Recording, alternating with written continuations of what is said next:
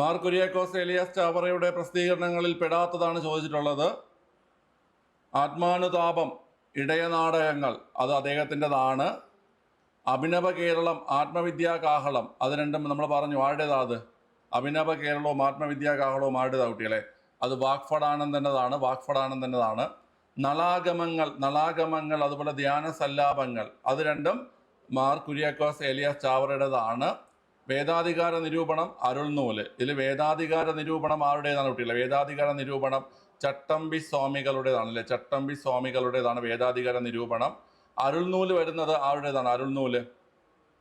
അരുൾനൂല് വരുന്നത് വൈകുണ്ഠസ്വാമി അല്ലേ?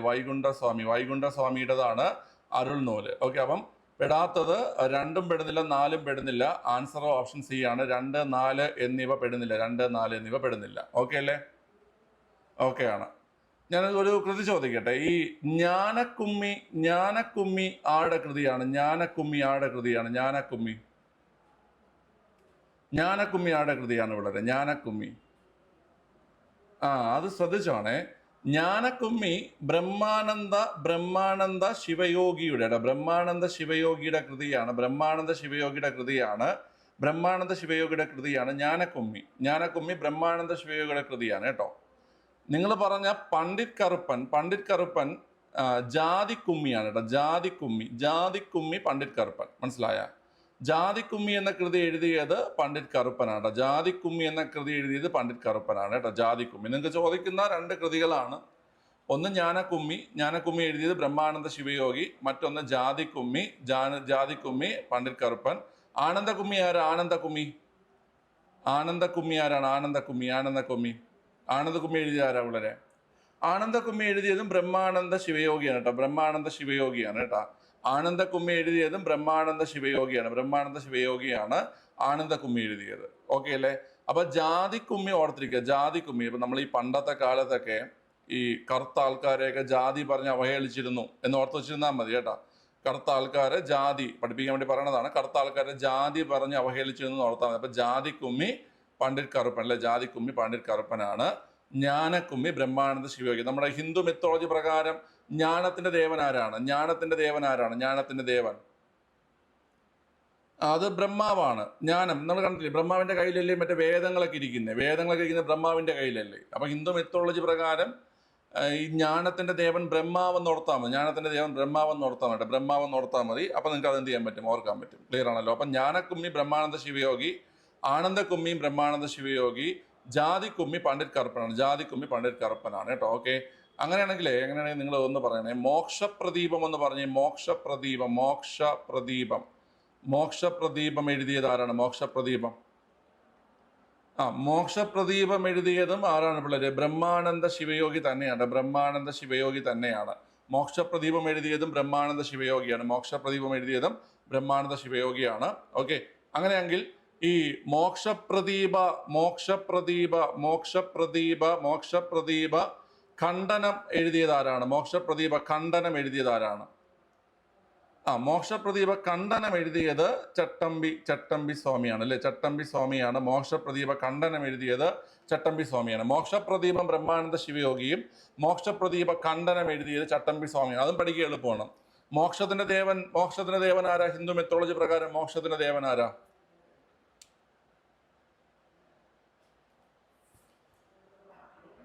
ശിവനാണ്. നമ്മുടെ ഈ സൃഷ്ടി സ്ഥിതി സംഹാരം എന്ന് പറയും. സൃഷ്ടി നടപ്പാക്കുന്നത്, ഹിന്ദു മെത്തോളജി പ്രകാരം സൃഷ്ടി നടപ്പാക്കുന്നത് ബ്രഹ്മാവും, സ്ഥിതി അതായത് പരിപാലനം നടപ്പാക്കുന്നത് വിഷ്ണുവും, സംഹാരം അല്ലെങ്കിൽ മോക്ഷം നൽകുന്നത് ശിവനുമാണ്. അപ്പം മോക്ഷം നൽകുന്നത് ശിവൻ. അപ്പൊ ബ്രഹ്മാനന്ദ ശിവയോഗി എന്ന് ഓർത്താൽ മതി. മോക്ഷം നൽകുന്ന ശിവൻ അല്ലെങ്കിൽ ബ്രഹ്മാനന്ദ ശിവയോഗി എന്ന് ഓർത്താൽ മതി. ക്ലിയർ ആണല്ലോ? അപ്പം മോക്ഷപ്രദീപം ബ്രഹ്മാനന്ദ ശിവയോഗിയും, മോക്ഷപ്രദീപ ഖണ്ഡിക്കുക എന്ന് വെച്ചാൽ എന്താണ്? ഖണ്ഡിക്കുക എന്ന് പറഞ്ഞാൽ വെട്ടുക, മുറിക്കുക കേട്ടോ. വെട്ടുക, മുറിക്കുക എന്നൊക്കെയാണ് ഖണ്ഡിക്കുക എന്ന വാക്കിന്റെ അർത്ഥം വരുന്നത് അല്ലേ? ഓക്കെ, അത് അരനാട് ചട്ടമ്പി സ്വാമി. വെട്ടേ മുറുകിയൊക്കെ ചെയ്യണ നവോത്ഥാന നായകൻ ആരാണ്? ചട്ടമ്പി സ്വാമി നടത്താൻ മതി. ചട്ടമ്പികളല്ലേ വെട്ടേ മുറുകിയൊക്കെ ചെയ്യുന്നത്. ഓക്കെ, അപ്പൊ ആ രീതിയിൽ ഓർത്ത് വെച്ചിരുന്ന അതുകൊണ്ടാണോ അദ്ദേഹത്തെ ചട്ടമ്പി എന്ന് വിളിക്കുന്നത്? അദ്ദേഹം ഗുണ്ടയായിരുന്നോ? അല്ല. നമ്മുടെ ഈ സ്കൂളിലൊക്കെ ക്ലാസ് ലീഡർ സമ്പ്രദായം എന്നതുപോലെ തന്നെ നമ്മുടെ ഇദ്ദേഹം പഠിച്ചിരുന്ന ഗുരുകുലത്തില് ഇദ്ദേഹം എന്തായിരുന്നു? ഇദ്ദേഹം പഠിച്ചിരുന്ന ഗുരുകുലത്തിൽ ഇദ്ദേഹം ക്ലാസ് ലീഡറായിരുന്നു, അതായത് ലീഡറായിരുന്നു അല്ലേ? ആ ലീഡറിനെ പറയുന്ന പേരാണ് ചട്ടമ്പി. ചട്ടമ്പി. ഓക്കെ, ചട്ടമ്പി. ക്ലിയർ ആണല്ലോ. അങ്ങനെയാണ് ഇദ്ദേഹത്തെ ചട്ടമ്പി സ്വാമി എന്ന പേര് വന്നത് കേട്ടോ. ഇദ്ദേഹത്തിന്റെ യഥാർത്ഥ പേരെന്താ? ചട്ടമ്പി സ്വാമിയുടെ യഥാർത്ഥ പേരെന്താ? ചട്ടമ്പി സ്വാമിയുടെ യഥാർത്ഥ പേരെന്താ? കുഞ്ഞമ്പിള്ള എന്നതാണ് അദ്ദേഹത്തിന്റെ യഥാർത്ഥ പേരല്ലേ? കുഞ്ഞമ്പിള്ള, അയ്യപ്പൻ, ഇതൊക്കെ അദ്ദേഹത്തിന്റെ യഥാർത്ഥ പേരാണ്. ഈ കുഞ്ഞമ്പിള്ള എന്ന പാവപ്പെട്ട മനുഷ്യനെയാണ് നമ്മൾ ചട്ടമ്പി സ്വാമി എന്ന് പറയുന്നത്. ക്ലിയർ ആണല്ലോ. ഇനി നിങ്ങൾ ഓർത്തിരിക്കേണ്ട വേറെയും കൃതികളുണ്ട്. അതായത് അദ്വൈത ചിന്താ പദ്ധതി, അതുപോലെ തന്നെ അദ്വൈത പഞ്ചരം, അതുപോലെ തന്നെ അദ്വൈത വരം കേട്ടോ. ഇതൊക്കെ ആരുടെ കൃതികളാണ്? ഈ അദ്വൈത ചിന്താ പദ്ധതി, അതുപോലെ തന്നെ അദ്വൈത പഞ്ചരം, അദ്വൈത വരം, ഇതൊക്കെ ആരുടെ കൃതികളാണ് പിള്ളേരെ? ചട്ടമ്പി സ്വാമികളുടെ കൃതിയാണ് കേട്ടോ. ചട്ടമ്പി സ്വാമികളുടെ കൃതിയാണ് ഈ പറഞ്ഞത്. അദ്വൈത ചിന്താ പദ്ധതി, അദ്വൈത പഞ്ചരം, അദ്വൈത വരം, ഇതൊക്കെ ചട്ടമ്പി സ്വാമിയുടെ കൃതികളാണ്. ഇതൊക്കെ പഠിക്കുക എളുപ്പമാണ്. അതായത് ഞാൻ വേറെ കുറച്ച് കൃതിയാണ്, എല്ലാം പറഞ്ഞുതരാം പിള്ളേരെ. ഈ അദ്വൈത ദീപിക ആരുടെ കൃതിയാണ്? അദ്വൈത ദീപിക ആരുടെ കൃതിയാണ്? അദ്വൈത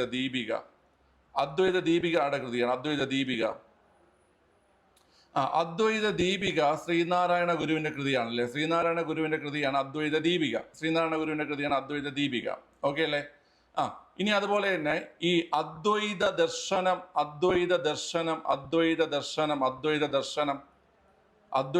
ആരുടെ കൃതിയാ? അദ്വൈത ദർശനം ശ്രീനാരായണ ഗുരു അല്ല. അദ്വൈത ദർശനവും അദ്വൈത വേദാന്ത ദർശനവും, അതുപോലെ തന്നെ അദ്വൈത വേദാന്ത ദർശനവും അദ്വൈത വേദാന്ത ദർശനവും എഴുതിയതാരാ? അദ്വൈത ദർശനവും അദ്വൈത വേദാന്ത ദർശനവും എഴുതിയത് ശങ്കരാചാര്യരാണ്. ശങ്കരാചാര്യർ എഴുതിയ കൃതികളാണ് അദ്വൈത ദർശനവും അദ്വൈത വേദാന്ത ദർശനവും. ഓക്കെ, ക്ലിയർ ആണല്ലോ. ഇതൊക്കെ പഠിക്കുക എളുപ്പമാണ്. ഈ അദ്വൈത ദീപിക പഠിക്കണ എളുപ്പമായി പറഞ്ഞുതരാവേ. നമ്മുടെ ഈ പ്രധാനപ്പെട്ട ഈ ജംഗ്ഷനുകളിലൊക്കെ പോകുന്ന സമയത്ത് ഒരു കൂടിനകത്ത് ഒരു ഗോപുരം പോലെ ഒരു കൂടുണ്ടാക്കിയിട്ട് ആ കൂടിനകത്ത് ദീപമൊക്കെ കത്തിച്ചിട്ട് ആൾ ഇരുത്തിയിരിക്കും. നിങ്ങൾ കണ്ടിട്ടുണ്ടോ? ആരാണ് അത്? ശ്രീനാരായണ ഗുരുവാണ്. അപ്പം ആ ദീപത്തിൽ നിന്ന് നിങ്ങൾ പഠിക്കണം. അദ്വൈത ദീപിക ആരാണ്? അദ്വൈത ദീപിക ശ്രീനാരായണ ഗുരു അല്ലേ? ശ്രീനാരായണ ഗുരു. ഓക്കെ അല്ലേ? ഇനി ഈ അദ്വൈത ചിന്താ പദ്ധതിയും അദ്വൈത പഞ്ചരവും അദ്വൈത വരവും അത് പഠിക്കാൻ എളുപ്പമായി പറഞ്ഞുതരാം. നിങ്ങളിപ്പോൾ ജീവിക്കുന്നത് നവോത്ഥാന കാലഘട്ടത്തിലാണെന്ന് വിചാരിക്കുക. അതായത് നമ്മുടെ ശ്രീനാരായണ ഗുരുവും ചട്ടമ്പി സ്വാമിയും അയ്യങ്കാളിയും അങ്ങനെയുള്ള എല്ലാ ആൾക്കാരുള്ള നവോത്ഥാന കാലഘട്ടത്തിലാണ് നിങ്ങൾ ജീവിക്കണമെന്ന് വിചാരിക്കുക. നിങ്ങൾക്ക് ഒരാളെ അടിക്കണം കേട്ടോ. നിങ്ങളുടെ കാമുകിയെ ഒരാൾ എന്ത് ചെയ്യുന്നു, അല്ലെങ്കിൽ നിങ്ങളുടെ കാമുകന് ഒരു ബെസ്റ്റി ഉണ്ടെന്ന് വിചാരിക്കുക. അന്നത്തെ കാലത്ത് ബെസ്റ്റി ഉണ്ടെന്ന് വിചാരിക്കുക. അപ്പോൾ ആ ബെസ്റ്റിക്ക് 2 കൊടുക്കണം. മനസ്സിലായി? ആ ബെസ്റ്റിക്ക് 2 കൊടുക്കണം. നിങ്ങൾക്ക് ഡയറക്റ്റ് അടിക്കാനുള്ള ധൈര്യമില്ല. മനസ്സിലായില്ലേ? അവനെ അടിച്ച് പഞ്ചറാക്കണം. നിങ്ങൾ ആരെടുത്ത് പോകും? നവോത്ഥാന കാലഘട്ടത്തിൽ നിങ്ങൾ ആരെടുത്ത് പോകും? നിങ്ങൾ ഓടി ചട്ടമ്പി സ്വാമിയുടെ അടുത്ത് പോകും. ഓക്കെ, നിങ്ങൾ ഓടിപ്പോയി ചട്ടമ്പി സ്വാമിയുടെ അടുത്ത് പറയും, സ്വാമി എനിക്കൊരു വരം വേണം, എനിക്ക് ഒരുത്തനെ അടിച്ച് പഞ്ചറാക്കാനുണ്ട്, അങ്ങ് ചിന്തിച്ചൊരു പദ്ധതി തയ്യാറാക്കിയിട്ട് അവനെ അടിക്കണം. മനസ്സിലായ? അപ്പം അദ്ദേഹം പറയാം ഞാൻ നോക്കാമെന്ന് പറയും. അപ്പം നമുക്ക് ഒരാളെ അടിക്കണമെങ്കിൽ നമ്മൾ എന്ത് ചെയ്യും? നമ്മളെ ചട്ടമ്പി സ്വാമിയുടെ അടുത്ത് പോയി വരം ചോദിക്കും. എന്നിട്ട് അവനെ അടിച്ച് പഞ്ചറാക്കാൻ പറയും. അതിനുവേണ്ടി അദ്ദേഹം ചിന്തിച്ചൊരു പദ്ധതി തയ്യാറാക്കും. അപ്പൊ അദ്വൈത ചിന്താ പദ്ധതിയും അദ്വൈത പഞ്ചരവും അദ്വൈത വരവും ആരുടെയാണ്? ചട്ടമ്പി സ്വാമികളുടെ കൃതികളാണ് കേട്ടോ. ഇനി അടുത്ത് അദ്വൈത ദർശനവും അദ്വൈത വേദാന്ത ദർശനവും. ഇപ്പൊ നമ്മള് എല്ലാവർക്കും ഓരോ മതമുണ്ടല്ലേ? ഓക്കെ, അപ്പൊ അവരുടേതായ മതത്തിലെ ദൈവങ്ങളെ കാണാനുള്ള താല്പര്യം ചിലപ്പോൾ അവർക്കുണ്ടാവും. എല്ലാവർക്കും ഉണ്ടാവത്തില്ല. വിശ്വാസികളായിട്ടുള്ള ആൾക്കാർക്ക് ഉണ്ടാവത്തില്ലേ ദൈവങ്ങളെ നേരിട്ട് കാണാനുള്ള ഒരു ആഗ്രഹം? ഇല്ല. ഇപ്പോഴത്തെ ഈ അവിശ്വാസികളുടെ എണ്ണം കൂടിക്കൂടി വരികയാണ്. അതെ, പഠിക്കുന്നതോറും അവിശ്വാസികളുടെ എണ്ണം കൂടുന്നുണ്ടല്ലേ? സയൻസൊക്കെ പഠിക്കുമ്പോഴും നടക്കുന്ന സംഭവങ്ങൾ കാണുമ്പോഴും പിന്നെ ചില കോപ്രായങ്ങൾ കാണുമ്പോഴും മതത്തിൻ്റെ അല്ലേ. എനിക്ക് റീസെൻ്റായിട്ട് എനിക്ക് ഏറ്റവും വെറുപ്പ് തോന്നിയൊരു സംഭവം എന്ന് പറഞ്ഞു കഴിഞ്ഞാൽ, അഹമ്മദാബാദ് ദുരന്തം ഉണ്ടായതിനു ശേഷം അതിലൊരു ഭഗവത്ഗീത കത്തിപ്പോയില്ല എന്നും പറഞ്ഞിട്ട് അതിന് ഈ ഹിന്ദി ന്യൂസ് ചാനലിലൊക്കെ അതൊരു വാർത്തയായിട്ട് വന്നു. അതിന്റെ താഴെ പോയിട്ട് ആൾക്കാരിങ്ങനെ ദൈവത്തിന്റെ പടം ഇടുക, ഓം നമോ നാരായണായ എന്ന് കമന്റ് ചെയ്യുക. എന്ത് എന്ത് വിരോധാഭാസമാണ്. അതായത് 241 ആൾക്കാരെ കൊന്നിട്ട് 241 ആൾക്കാരെ കൊന്നിട്ട് ഭഗവത്ഗീത മാത്രം കത്തിക്കാതെ ദൈവം വെച്ചു എന്നാണ് അവർ പറയുന്നത്. അത് വായിച്ചുകൊണ്ടിരുന്ന ആൾ ഉൾപ്പെടെ മരിച്ചുപോയി. ശരി, എന്തോ ആയിക്കോട്ടെ. അപ്പം ഒരു കൃതി ഞാൻ ചോദിക്കുകയാണ്, why I am an atheist.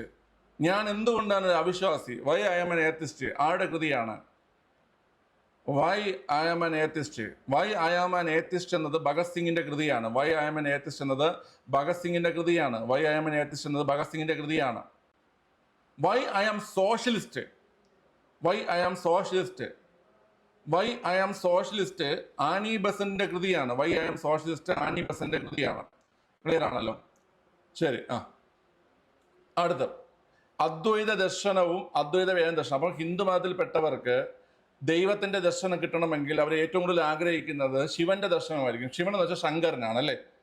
Sankaran എന്നറിയപ്പെടുന്ന ശിവനെയാണ്. അപ്പം ശങ്കരന്റെ ദർശനം നടത്തുക. അപ്പൊ അദ്വൈത ദർശനവും അദ്വൈത വേദാന്ത ദർശനവും ശങ്കരാചാര്യർ. അദ്വൈത ദർശനവും അദ്വൈത വേദാന്ത ദർശനവും ആരാണ് കുട്ടികളെ?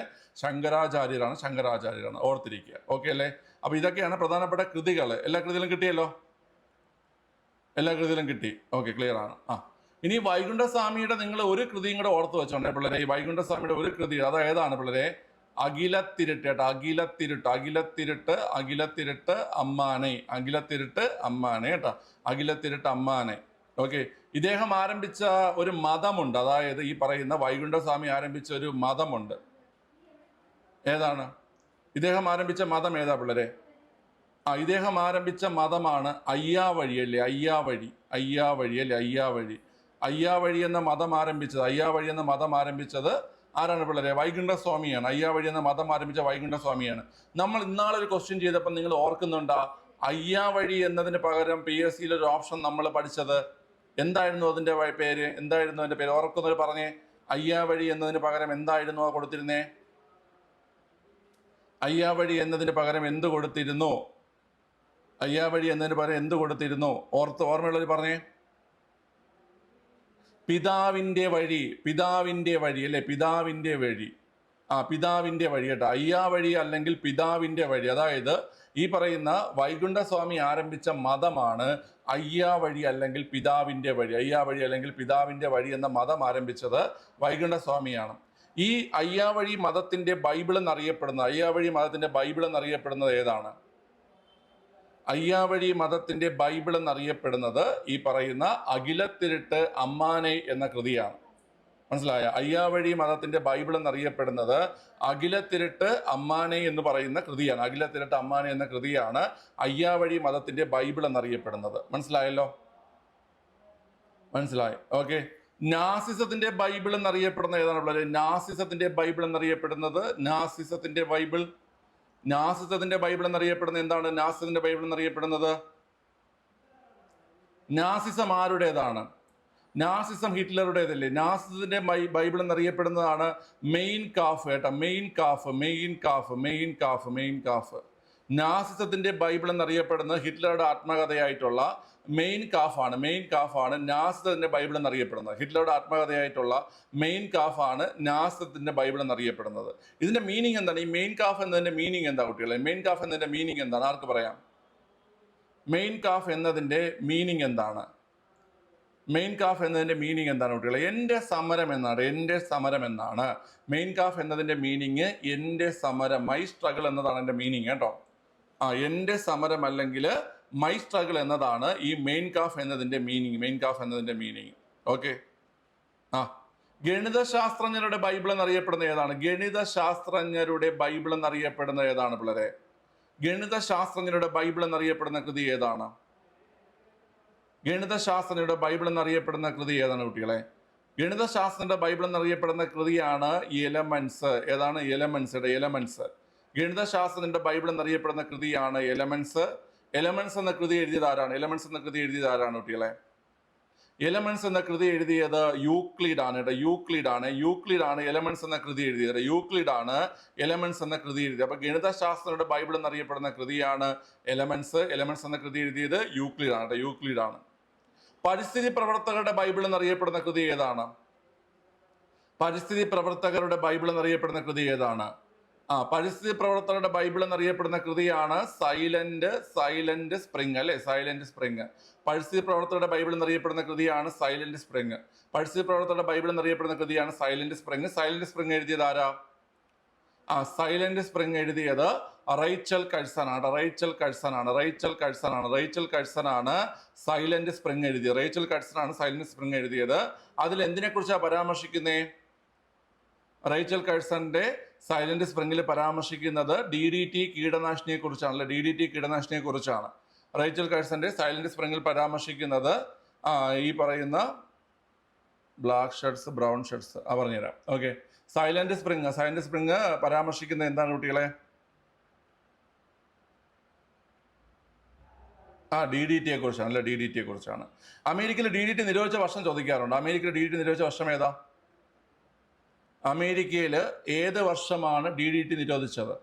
അമേരിക്കയിൽ DDT നിരോധിച്ച വർഷം 1972. 1972 അമേരിക്കയിൽ DDT നിരോധിച്ചത്. അമേരിക്ക DDT നിരോധിച്ചത് 1972. 1972 മനസ്സിലായോ നിങ്ങൾക്ക്?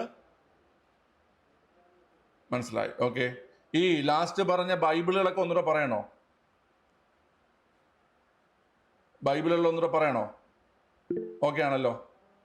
ഓക്കെ ആണ്, കിട്ടിയല്ലോ എല്ലാ പോയിന്റും? വേണ്ട. ഓക്കെ, എടാ നിങ്ങൾക്ക് എന്തോ ചോദിച്ചു, ഡൗട്ട് എന്തോ ചോദിച്ചത്? ബൈബിൾ ഒന്നുകൂടെ പറയണോ? ബൈബിൾ ഒന്ന് പെട്ടെന്ന് പറഞ്ഞുതരാം. അവയെ നോക്കിക്കോണേ. അയ്യാവഴി, അതായത് പിതാവിന്റെ വഴി ആരംഭിച്ചതാണ്? വൈകുണ്ഠസ്വാമി ആരംഭിച്ചതാണ്. അതിന്റെ ബൈബിൾ എന്നറിയപ്പെടുന്നത് അഖിലത്തിരുട്ട് അമ്മാനെ. ഓക്കെ, പിന്നെ നമ്മൾ പറഞ്ഞു ഈ പറഞ്ഞ നാസിസത്തിന്റെ ബൈബിൾ എന്നറിയപ്പെടുന്നത് ഹിറ്റ്ലറുടെ ആത്മകഥയായിട്ടുള്ള മെയിൻ കാഫാണ്, അല്ലെ? മെയിൻ കാഫാണ് നാസിസത്തിന്റെ ബൈബിൾ എന്നറിയപ്പെടുന്നത്. അതിന്റെ അർത്ഥം മൈ സ്ട്രഗിൾ എന്നാണ്, എന്റെ സമരം എന്നാണ് എൻ്റെ അർത്ഥം, കേട്ടോ. മെയിൻ കാഫ് എന്ന് വെച്ച് കഴിഞ്ഞാൽ മൈ സ്ട്രഗിൾ എന്നാണ്, എന്റെ സമരം. ഇനി ഗണിതശാസ്ത്രങ്ങളുടെ ബൈബിൾ എന്നറിയപ്പെടുന്നത് എലമെന്റ്സ് ആണ്. ഗണിതശാസ്ത്രങ്ങളുടെ ബൈബിൾ എന്നറിയപ്പെടുന്നത് എലമെന്റ്സ് ആണ്. എലമെന്റ്സ് എഴുതിയത് യൂക്ലിഡ് ആണ്. കേട്ടോ, യൂക്ലിഡ് ആണ്. ഓക്കെ അല്ലേ? യൂക്ലിഡ് ആണ് എലമെന്റ്സ് എഴുതിയത്. ഈ യൂക്ലിഡ് ആണെന്നറിയോ നിങ്ങൾക്ക്? യൂക്ലിഡ് ആണെന്നറിയുമോ? Who is Euclid? യൂക്ലിഡ് ആരാ? മാത്സ് ആണ് അദ്ദേഹം. എന്തിന്റെ പിതാവാണ് അദ്ദേഹം? ഒരു വിഷയത്തിന്റെ പിതാവാണ് അദ്ദേഹം. ജാമിതി അല്ലെങ്കിൽ ജോമട്രിയുടെ പിതാവാണ്, കേട്ടോ. ജോമട്രിയുടെ പിതാവ് അല്ലെങ്കിൽ ജാമിതിയുടെ പിതാവാണ് യൂക്ലിഡ്. ഓക്കെ, നിങ്ങൾ എല്ലാവരെയും PSCയിൽ ഏറ്റവും കൂടുതൽ ബുദ്ധിമുട്ടിക്കുന്ന, ഏറ്റവും കൂടുതൽ കഷ്ടപ്പെടുത്തുന്ന ഒരു ഭാഗമാണ് ജോമട്രി. അത് കണ്ടുപിടിച്ച വ്യക്തിയാണ് യൂക്ലിഡ്. മനസ്സിലായ? ഇപ്പൊ കിട്ടിയല്ലോ, ആളെ കിട്ടിയല്ലോ. ജാമിതിയുടെ പിതാവ് അല്ലെങ്കിൽ ജോമട്രിയുടെ പിതാവാണ് ആര് കുട്ടികളെ? യൂക്ലിഡ്. ഈ ജോമട്രി ഉദയം കൊണ്ടിരിക്കുന്ന രാജ്യം ഏതാണ്? ഈ ജോമട്രി ഉദയം കൊണ്ടിരിക്കുന്ന രാജ്യം ഏത് രാജ്യത്തു നിന്നാണ് ജോമട്രി ആരംഭിച്ചിരിക്കുന്നത്? ജാമിതി ആരംഭിച്ചിരിക്കുന്ന രാജ്യം ഏതാണ് വളരെ? ഇത് കണ്ടിട്ടേലും പറ. ഇത് കണ്ടിട്ട് ഇറ്റലിയെ പോലെ ഇരിക്കണ? ഇത് കണ്ടിട്ട് പിരമിഡ് പോലെ ഇരിക്കല്ലേടാ? ഇത് കണ്ടിട്ട് നിനക്കൊക്കെ ഇറ്റലി ആയിട്ട് ഇത് പിരമിഡ് മനസ്സിലായ? വളരെ ഈജിപ്റ്റ്. ജോമട്രി ഉദയം കൊണ്ട രാജ്യമാണ് ഈജിപ്റ്റ്, കേട്ടാ. ജോമട്രി ഉദയം കൊണ്ട രാജ്യമാണ് ഈജിപ്റ്റ്. ജോമട്രിയുടെ പിതാവാണ് യൂക്ലിഡ്. എന്നിട്ട് ഇയാൾ എന്നെ പറഞ്ഞു എന്താണ്? ജാമിതിയിലേക്ക് അല്ലെങ്കിൽ ക്ഷേത്രഗണിതം എന്നറിയപ്പെടുന്ന ജോമട്രിയാണ്. ജോമട്രിയിലേക്ക് അല്ലെങ്കിൽ ക്ഷേത്രഗണിതത്തിലേക്ക് രാജപാതകളില്ല എന്ന് പറഞ്ഞത് ആരാണ്? വളരെ യൂക്ലിഡ് ആണ് പറഞ്ഞത്. ക്ഷേത്രഗണിതത്തിലേക്ക് രാജപാതകളില്ല, അതായത് ജാമിതി മനസ്സിലാക്കാനും പഠിക്കാനും ബുദ്ധിമുട്ടാണ് എന്നാണ് അദ്ദേഹം ഉദ്ദേശിച്ചത്. ഓക്കെ അല്ലേ? അപ്പൊ അദ്ദേഹത്തിന്റെ പുസ്തകമാണ് എലമെന്റ്സിന് അറിയപ്പെടുന്നത് ഗണിതശാസ്ത്രജ്ഞരുടെ ബൈബിൾ എന്നാണ്, കേട്ടോ. പിന്നെ നമ്മൾ പറഞ്ഞത് പരിസ്ഥിതി പ്രവർത്തകരുടെ ബൈബിൾ എന്നറിയപ്പെടുന്നത് റേച്ചൽ കഴ്സന്റെ സൈലന്റ് സ്പ്രിംഗ് അല്ലെങ്കിൽ നിശബ്ദ വസന്തമാണ്. ഓക്കെ, അതിൽ DDT കീടനാശിനിയെ കുറിച്ച് പരാമർശിക്കുന്നുണ്ട്. ആ പുസ്തകം നടത്തിയ അല്ലെങ്കിൽ ആ പുസ്തകം സമൂഹത്തിൽ കൊണ്ടുവന്ന മാറ്റങ്ങൾ കാരണം 1972 അമേരിക്കയിൽ DDT നിരോധിക്കേണ്ടി വന്നു. മനസ്സിലായല്ലോ? ഓക്കെ, ക്ലിയർ ആണല്ലോ? ഇനി ആരാ ഡൗട്ട് ചോദിച്ചത്? ബ്രൗൺ ഷർട്ട്സും ബ്ലാക്ക് ഷർട്ട്സും, അല്ലേ? എടാ, ഈ ബ്രൗൺ ഷർട്ട്സും ബ്ലാക്ക് ഷർട്ട്സും ഒക്കെ പഠിക്കുക എളുപ്പമാണ്. ഞാൻ പറഞ്ഞ ശ്രദ്ധിച്ച് കേട്ടാൽ മതിയേ. ബ്രൗൺ ഷർട്ട്സ് ആരാണ്? ബ്രൗൺ ഷർട്ട്സ് ഹിറ്റ്ലറാണ്. ബ്രൗൺ ഷർട്ട്സ് ആരാണ് ഹിറ്റ്ലർ? ഹിറ്റ്ലറാണ് കേട്ടോ. ഹിറ്റ്ലറാണ് ബ്രൗൺ ഷർട്ട്സ് ആരംഭിച്ചത്. ഓക്കെ, ബ്രൗൺ ഷർട്ട്സ് ആരംഭിച്ചത് ഹിറ്റ്ലറാണ്. ബ്ലാക്ക് ഷർട്ട്സ് ആരംഭിച്ചത് ആരാണ്? Black shirts Mussolini. ആരാണ് പിള്ളേരെ? മുസോളിനിയാണ് എന്താരംഭിച്ചത്? ബ്ലാക്ക് ഷർട്ട്സ് ആരംഭിച്ചത്. അത് പഠിക്കുക എളുപ്പമാണ്. നമ്മൾ ഈ ഹിറ്റ് അടിക്കുന്ന എന്തിനാണ് പിള്ളേരെ? ഹിറ്റ് അടിക്കുന്ന പാറ്റയ്ക്കല്ലേ? ഹിറ്റ് അടിക്കുന്ന പാറ്റയ്ക്കാണ്. പാറ്റയുടെ കളർ എന്താ? ഹിറ്റ് അടിക്കുന്ന പാറ്റയ്ക്കാണ്. പാറ്റയുടെ കളർ എന്താ? ബ്രൗൺ അല്ലേ? പാറ്റയുടെ കളർ ബ്രൗൺ ആണ്. അപ്പൊ ബ്രൗൺ ഹിറ്റ് അങ്ങനെ ഓർത്ത് വെച്ചാൽ മതി. ബ്രൗൺ ഷർട്ട്സ് ഹിറ്റ് അടിക്കും അല്ലെ? പാറ്റ ഹിറ്റ് അടിക്കും. പാറ്റയുടെ കളർ ബ്രൗൺ കേട്ടോ. പാറ്റയുടെ കളർ ബ്രൗൺ അങ്ങനെ ഓർത്ത് വെച്ചിരുന്നാൽ മതി. നിങ്ങൾ വിചാരിക്കും ഇനി ഇതൊക്കെ അവിടെ ചിലപ്പോൾ ഓർമ്മ വരുമെന്നാണ് ആലോചിക്കുന്നില്ലേ? ഇതൊക്കെ ഓർമ്മ വരും. മനസ്സിലായ? ഓക്കെ, അപ്പം ബ്രൗൺ, പാറ്റ, hit. Okay, black shirts Mussolini കേട്ടോ. ഓക്കെ, ക്ലിയർ ആണല്ലോ. CAD മൂസ ബ്ലാക്ക് കോട്ടാ. മുസോളിനി ഓർക്കാനാണ്, കുഴപ്പമില്ല. അതങ്ങനെ ഓർത്താലും മതി. ഇതേ ഓർമ്മ വരും. ഓക്കെ, CAD മൂസയുടെ മുഴുവൻ പേര് അറിയോടാ നിനക്കൊക്കെ? മൂസയുടെ മുഴുവൻ പേരെന്താ? മൂലംകുഴിയിൽ സഹദേവൻ അല്ലേ? അതൊരു ഒന്നൊന്നര സിനിമയാണല്ലേ?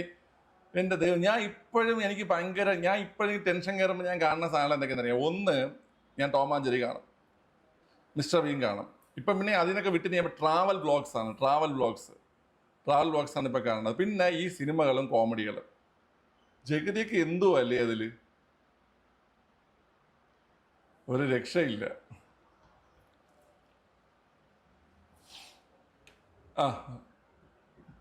CAD മൂസ പറക്കം തളിക. പാണ്ടിപ്പട അടിപൊളിയാണ്. ഇൻ ഹരിഹർ നഗർ, ഇത് ഏതോ 80s അമ്മച്ചിയാണെന്ന് തോന്നുന്നു. ഇൻ ഹരിഹർ നഗറൊക്കെ ഇപ്പോഴും നല്ല സിനിമയാണ്. ഞാൻ പറഞ്ഞ അങ്ങനെയല്ല. 90s ആണ്. ഓക്കെ, ക്ലിയർ ആണ്. പഞ്ചാബി ഹൗസ്. ഇപ്പോഴത്തെ പിള്ളേർക്ക് പ്രേമലു വേണ്ട. കുബേരൻ നല്ല സിനിമയാണ്. കുബേരനിൽ ഒരു സാധനമുണ്ട്. കുബേരനിൽ മറ്റേ ജഗതിയുടെ മീശ ഇങ്ങനെയല്ലേ ഇരിക്കുന്നത്. അപ്പോൾ അതിൽ കലാഭം മണി വന്നിട്ട്, സാറിൻ്റെ മീശ എന്താ ഇങ്ങനെ ഇരിക്കുന്നത്? സാറിൻ്റെ മീശ ജിംനേഷ്യത്തിൽ പോകുന്നുണ്ടോ? അപ്പം ജഗതി ഈ മീശ നോക്കി നീ തമാശ പറയാറാടാതൊരു അടി കൊടുക്കും. ആ സീനൊക്കെ അടിപൊളിയാണ്. ക്വസ്റ്റ്യൻ മതി കഥ പറഞ്ഞത്.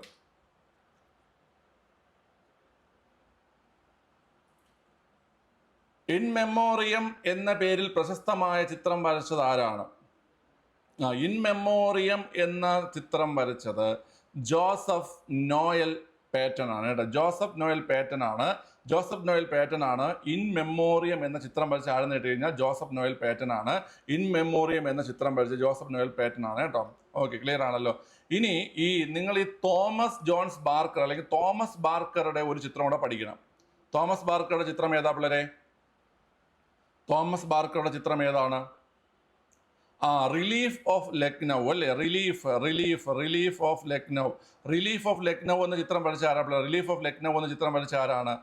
റിലീഫ് ഓഫ് ലക്നൗ എന്ന ചിത്രം വരച്ച ആരെന്ന് കേട്ട് കഴിഞ്ഞാൽ അത് ഈ പറയുന്ന തോമസ് ബാർക്കർ ആണ്. റിലീഫ് ഓഫ് ലക്നൗ എന്ന ചിത്രം വരച്ചത് തോമസ് ബാർക്കറും ഇൻ മെമ്മോറിയം എന്ന ചിത്രം വരച്ചത് ജോസഫ് നോയൽ പേറ്റനുമാണ്. ഓക്കെ, അതിന് എൻ്റെ ഒരു കണക്ഷൻ ഉണ്ട്, കിട്ടുമെങ്കിൽ നോക്കിക്കോണേ. ഈ മെമ്മറി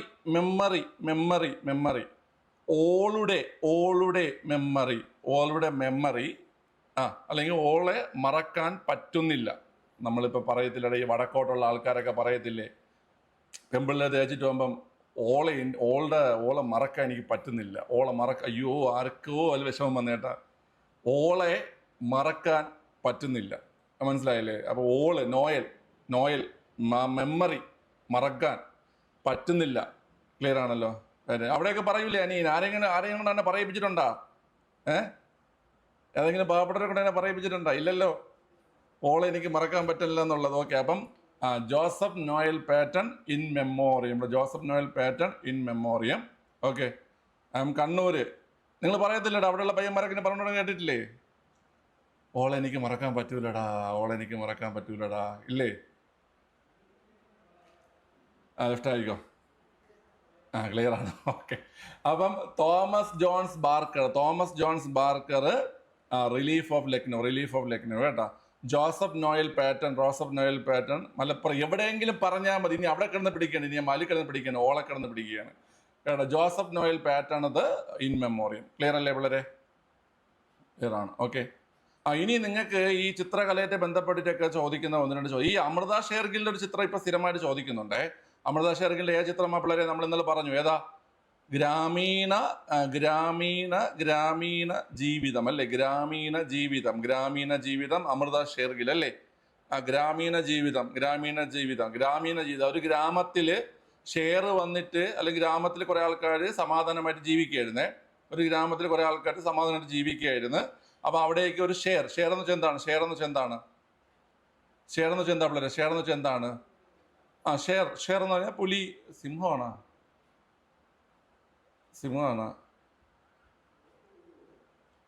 എന്തോ ആയിക്കോട്ടെ, കടുവ, എന്തായാലും ആ സാധനം തന്നെ. അപ്പൊ അത് വന്നിട്ട് കുറെ ആൾക്കാരെ കൊന്നു, കില്ല് ചെയ്തു നടത്തുക. അപ്പൊ ഗ്രാമത്തിൽ കുറെ ആൾക്കാർ സമാധാനമായിട്ട് ജീവിക്കുകയാണ്, ഷെയർ വന്നിട്ട് കില്ല് ചെയ്തു. അപ്പം അമൃത ഷേർഗില് ഗ്രാമീണ ജീവിതം. നന്ദലാൽ ബോസിന്റെ ഒരു വേറൊരു സാധനമുണ്ട്, ഗ്രാമീണ ചെണ്ടക്കാരൻ അല്ലെ? ഗ്രാമീണ ചെണ്ടക്കാരൻ അല്ലെങ്കിൽ വില്ലേജ് ഡ്രമ്മർ. ഗ്രാമീണ ചെണ്ടക്കാരൻ ആരാണ് കുട്ടികളെ? നന്ദലാൽ ബോസ് ആണ്. ഗ്രാമീണ ചെണ്ടക്കാരൻ നന്ദലാൽ ബോസ് ആണ്. ഓക്കെ. ആ നന്ദലാല പാട്ടില് നല്ല ചെണ്ടമേളം ഉണ്ടെന്ന് ഓർത്ത് വെച്ചിരുന്നാൽ. നന്ദലാല പാട്ടില് നല്ല ചെണ്ടമേളം ഉണ്ടെന്ന് ഓർത്ത് വെച്ചിരുന്നത്. അപ്പൊ ഗ്രാമീണ ചെണ്ടക്കാരൻ നന്ദലാൽ ബോസും, പിന്നെ ഗ്രാമത്തിലെ സമാധാനപരമായ ജീവിതത്തിൽ ഷെയർ വന്ന് കുറെ ആൾക്കാരെ കൊന്നെന്ന് ഓർത്ത്. അപ്പൊ ഗ്രാമീണ ജീവിതം അമൃത ഷേർഗിലും. ഓക്കെ അല്ലേ? ഇനി ഈ SCERT ബേസ് ചെയ്തിട്ട് നിങ്ങൾക്ക് പലപ്പോഴും വരുന്നൊരു ചോദ്യമുണ്ട്.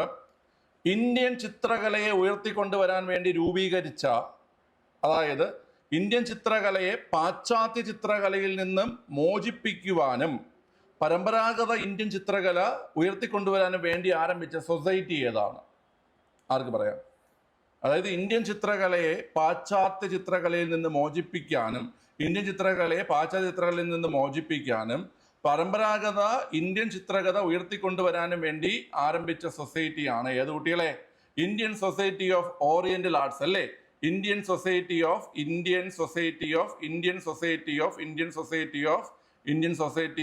ഓറിയന്റൽ ആർട്സ് അല്ലേ? Indian Society of Oriental Arts ആണ് answer. Indian Society of Oriental Arts ആണ് ആൻസർ അല്ലേ?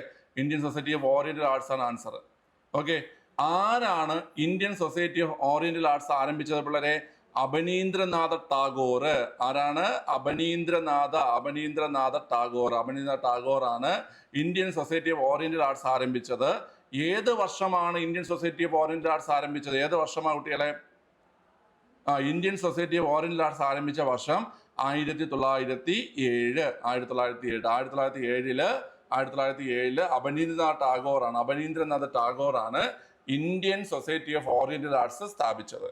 എന്തായിരുന്നു ഇന്ത്യൻ സൊസൈറ്റി ഓഫ് ഓറിയന്റൽ ആർട്സിന്റെ ലക്ഷ്യം എന്ന് കേട്ട് കഴിഞ്ഞാൽ, പാശ്ചാത്യ ചിത്രകലയിൽ നിന്നും ഇന്ത്യൻ ചിത്രകലയെ മോചിപ്പിക്കുക, പരമ്പരാഗത ഇന്ത്യൻ ചിത്രകലയെ ഉയർത്തിക്കൊണ്ടുവരിക എന്ന ആശയത്തോടെയാണ് Indian Society of Oriental Arts Abanindranath Tagore 1907 ആരംഭിച്ചത്. എവിടെയാണ് ആരംഭിച്ചത്? Indian Society of Oriental Arts ആരംഭിച്ചത് എവിടെയാണ് കുട്ടികളെ? 1907 കൊൽക്കത്തയിലാണ് ആരംഭിച്ചത്. 1907 കൊൽക്കത്തയിലാണ് Indian Society of Oriental Arts ആരംഭിച്ചത്. കൊൽക്കത്തയിലാണ്. എവിടെയാണ് വളരെ ആരംഭിച്ചത്? കൊൽക്കത്തയിലാണ് ആരംഭിച്ചത്. മനസ്സിലായല്ലോ? പിന്നെ ഒരു ചോദ്യം കൂടി ഇങ്ങനെ ചോദിക്കാറുണ്ട്. അതായത് ഈ ചോദ്യമാണ്, അതായത് കൊൽക്കത്തയില് സ്വദേശി ചിത്രകലാ പ്രസ്ഥാനം ആരംഭിച്ചത് ആരെന്നിട്ടാൽ അതും ആരാണ് പിള്ളേരെ? അബനീന്ദ്രനാഥ ടാഗോർ ആണ് കേട്ടോ. സ്വദേശി ചിത്രകലാ പ്രസ്ഥാനം ആരംഭിച്ചത് ആരെന്നിട്ടാൽ അതും ആരാണ് പിള്ളേരെ? അബനീന്ദ്രനാഥ് ടാഗോർ ആണ് ആരംഭിച്ചത്. ഓക്കെ അല്ലേ?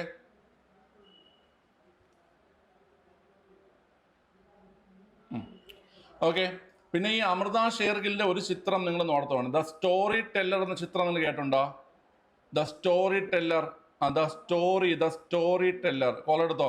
ദ സ്റ്റോറി ടെല്ലർ എന്ന ചിത്രത്തിന് ഒരു പ്രത്യേകതയുണ്ട്. ഇന്ത്യയിലെ ഏറ്റവും വലിയ തുകയ്ക്ക് വിറ്റുപോയ ചിത്രമാണ് ഏത്? ദ സ്റ്റോറി ടെല്ലർ എന്ന ചിത്രം. മനസ്സിലായോ? 61.8 കോടി 61.8 കോടി രൂപയ്ക്ക് 61.8 കോടി രൂപയ്ക്കാണ് എന്ത് ചെയ്ത പിള്ളേരെ ചിത്രം വിറ്റുപോയത്. മനസ്സിലായ? ദ സ്റ്റോറി ടെല്ലർ, അത് പി എസ് സി ചോദിക്കാണ്. ദ സ്റ്റോറി ടെല്ലർ എന്ന ചിത്രം വരച്ചത് ആരാണ്? ആരാ വരച്ചത്? ദ സ്റ്റോറി ടെല്ലർ എന്ന ചിത്രം വരച്ച ആരാ? പറ. ദ സ്റ്റോറി ടെല്ലർ ചിത്രം വരച്ചത് ആരാ? അമൃത ഷേർഗിൽ. ആരാ പിള്ളേരെ? അമൃത ഷേർഗിൽ അല്ലെ? അമൃത ഷേർഗിലാണ് ദ സ്റ്റോറി ടെല്ലർ എന്ന ചിത്രം വരച്ചത് ആരാണ് കുട്ടികളെ? അമൃത ഷേർഗിലാണ്. അമൃത ഷേർഗിലിന്റെ ചിത്രമാണ് the story teller. The story teller ചിത്രം വരച്ചതും ആരാണ് പിള്ളേരെ? അമൃത ഷേർഗിലാണ്. ഓക്കെ അല്ലേ? ഓക്കെ. സതി എന്ന ചിത്രം വരച്ചത് ആരാ? സതി എന്ന ചിത്രം വരച്ചത് ആരാ? സതി. നമ്മൾ ഇന്നലെ ക്വസ്റ്റ്യൻ വർക്കൗട്ട് ചെയ്തു. സതി എന്ന ചിത്രം സതി എന്ന ചിത്രം വരച്ചത് നന്ദലാൽ ബോസ് ആണ് അല്ലേ? നന്ദലാൽ ബോസ് ആണ് സതി എന്ന ചിത്രം വരച്ചത്. നന്ദലാൽ ബോസ് ആണ് കേട്ടോ. നന്ദലാൽ ബോസ് ആണ് സതി എന്ന ചിത്രം വരച്ചത് കേട്ടോ. സതി എന്ന ചിത്രം വരച്ചത്. ഓക്കെ അല്ലേ? കേരളത്തിന്റെ, ഞാൻ കുറച്ച് റാൻഡമായിട്ടുള്ള ചോദ്യം ചോദിച്ചു പോവാം. പ്രീവിയസ് ആയിട്ട് വന്നിട്ടുള്ള ചോദ്യങ്ങൾ നിങ്ങൾ ഉത്തരം പറഞ്ഞ് പോയാൽ മതി കേട്ടോ. കേരളത്തിന്റെ പരമ്പരാഗത ചിത്രകല ഏതാണ്? ആർക്ക് പറയാം? കേരളത്തിന്റെ പരമ്പരാഗത ചിത്രകല ഏതാണ്?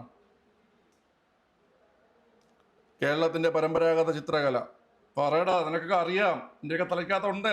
വെളിയിറക്ക് പിള്ളേരെ. മ്യൂറൽ. ഏതാണ്? മ്യൂറൽ.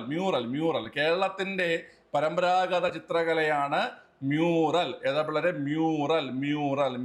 കേരളത്തിന്റെ പരമ്പരാഗത ചിത്രകലയാണ് ഏത് പിള്ളേരെ? ഏത്? മ്യൂറൽ. ഏതാണ്? മ്യൂറൽ. കേരളത്തിന്റെ പരമ്പരാഗത ചിത്രകലയാണ് ഏത് പിള്ളേരെ? മ്യൂറൽ. നിങ്ങൾ മ്യൂറൽ പഗോഡ എന്ന് കേട്ടിട്ടുണ്ടോ? മ്യൂറൽ പഗോഡ എന്നറിയപ്പെടുന്ന ക്ഷേത്രം ഏതാ? മ്യൂറൽ പഗോഡ എന്നറിയപ്പെടുന്ന ക്ഷേത്രം പത്മനാഭസ്വാമി ക്ഷേത്രമാണ് കേട്ടോ. മ്യൂറൽ പഗോഡ എന്നറിയപ്പെടുന്ന ക്ഷേത്രം ഏതാണ് പിള്ളേരെ? പത്മനാഭസ്വാമി ക്ഷേത്രത്തെയാണ് മ്യൂറൽ പഗോഡ എന്നറിയപ്പെടുന്നത് കേട്ടോ. മ്യൂറൽ പഗോഡ എന്നറിയപ്പെടുന്നത് പത്മനാഭസ്വാമി ക്ഷേത്രത്തെയാണ് കേട്ടോ. കോൾ എടുത്തോ.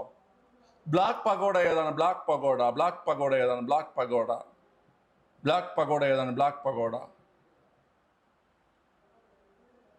പഗോഡ എന്നറിയപ്പെടുന്നത് കൊണാർക്ക് സൂര്യക്ഷേത്രത്തെയാണ് ബ്ലാക്ക് പഗോഡ എന്നറിയപ്പെടുന്നത് അല്ലേ? ബ്ലാക്ക് പഗോഡ എന്നറിയപ്പെടുന്നത് കൊണാർക്ക് സൂര്യക്ഷേത്രത്തെയാണ്. ബ്ലാക്ക് പഗോഡ എന്നറിയപ്പെടുന്നത് കൊണാർക്ക് സൂര്യക്ഷേത്രത്തെയാണ് അല്ലേ? വൈറ്റ് പഗോഡ എന്നറിയപ്പെടുന്നതോ? വൈറ്റ് പഗോഡ എന്നറിയപ്പെടുന്നത് പുരി ജഗന്നാഥ ക്ഷേത്രത്തെയാണ്. ഒഡീഷയിലാണ് കേട്ടോ. ഒന്നുകൂടെ പറയണോ ഈ പറഞ്ഞതൊക്കെ? പറയണോ ഒന്നുകൂടെ? ഒന്നുകൂടെ പറഞ്ഞുതരാം പിള്ളേരെ. മ്യൂറൽ പഗോഡ എന്നറിയപ്പെടുന്ന ക്ഷേത്രം മ്യൂറൽ പഗോഡ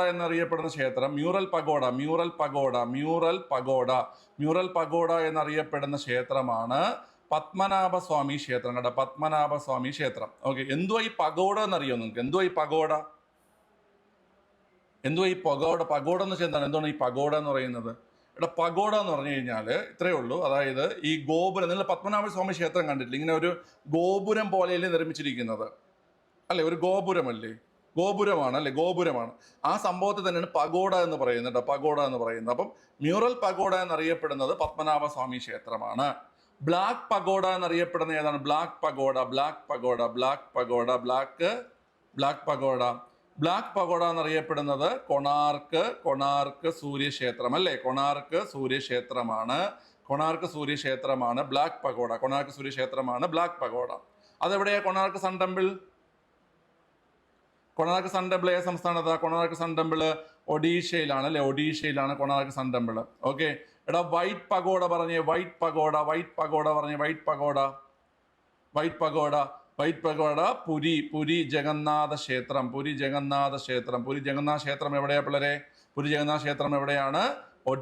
ഒഡീഷയിലെ പുരി ജഗന്നാഥ ക്ഷേത്രമാണ് വൈറ്റ് പഗോഡ എന്നറിയപ്പെടുന്നത്. ഒഡീഷയിലെ പുരി ജഗന്നാഥ ക്ഷേത്രമാണ്. ഓക്കെ അല്ലേടാ? ഓക്കെ, ക്ലിയർ ആണ്. അപ്പൊ മ്യൂറൽ കേരളം. ഓക്കെ. എങ്കിൽ പറയടാ, മധുബാനി എന്ന ചിത്രകല ഏത് സംസ്ഥാനത്താണ്? നിങ്ങൾ കണ്ടിട്ടുണ്ട്? പ്രീവിയസ് ചോദ്യം അറിയരുതാ? മധുബാനി ബീഹാർ. എവിടെ പിള്ളേരെ? ബീഹാറാണ് കേട്ടോ. മധുബാനി ബീഹാറാണ്. കണ്ടിട്ടില്ലേ ചോദ്യം? മധുബാനി ബീഹാർ കേട്ടോ. ബീഹാറാണ്. നിങ്ങൾ കണ്ടിട്ടുള്ള വേറൊരു സാധനം ഇട്ട് തരട്ടെ. ലെഫ്റ്റ് ആയിക്കോ. കലം കലം കലംകാരി കലംകാരി കലംകാരി കലംകാരി എവിടുത്തെ ചിത്രകലയാണ്? കലംകാരി കലങ്കാരി കലങ്കാരി ആന്ധ്രാപ്രദേശ് ആന്ധ്രാപ്രദേശ് ആന്ധ്രാപ്രദേശ് കേട്ടാ. കലങ്കാരി ആന്ധ്രാപ്രദേശാണ്. കലങ്കാരി ആന്ധ്രാപ്രദേശാണ്. എന്തുകൊണ്ടാണ് നിങ്ങൾ ഇത് അറിയാന്നുള്ള ആൾക്കാർ പറയുന്നത് കേട്ട് കഴിഞ്ഞാൽ ഇതെല്ലാം പ്രീവിയസ് ചോദ്യം ആയതുകൊണ്ടാണ് കേട്ടോ. മനസ്സിലായ? മ്യൂറൽ കേരളത്തിന്റെ ചിത്രകല എന്ന് പറഞ്ഞാൽ മ്യൂറലാണ്. ബീഹാറിൻ്റെത് മധുബാനിയാണ്. ആന്ധ്രാപ്രദേശിൻ്റെത് കലങ്കാരിയാണ് കേട്ടോ. കലങ്കാരിയാണ് ആന്ധ്രാപ്രദേശ്. ഓക്കെ, അങ്ങനെയെങ്കിൽ പറ പഹാരി ചിത്രകല എവിടെയാണ്? പഹാരി ചിത്രകല ഹിമാചൽ പ്രദേശിലാണ്. പഹാരി ചിത്രകല എവിടെയാണ് പിള്ളേരെ? ഹിമാചൽ പ്രദേശിലാണ് പഹാരി ചിത്രകല ഉള്ളത്. ഹിമാചൽ പ്രദേശിലാണ് പഹാരി. ഓക്കെ, രജ്പുത്ത് ചിത്രകല ഉള്ളത് എവിടെയാണ്? രജ്പുത്ത് രാജസ്ഥാൻ.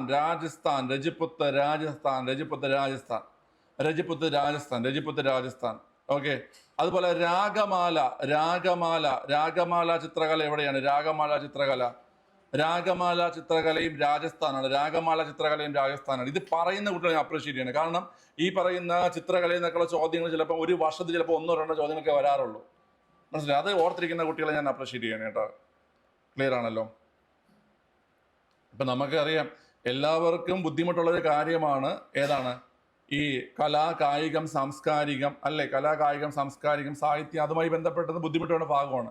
അതിൽ ഈ ചിത്രകലയായിട്ട് ബന്ധപ്പെട്ട ചോദ്യങ്ങളൊക്കെ ഒരുവിധപ്പെട്ട എല്ലാവരും സ്കിപ്പ് ചെയ്യുന്നത്. മനസ്സിലായ?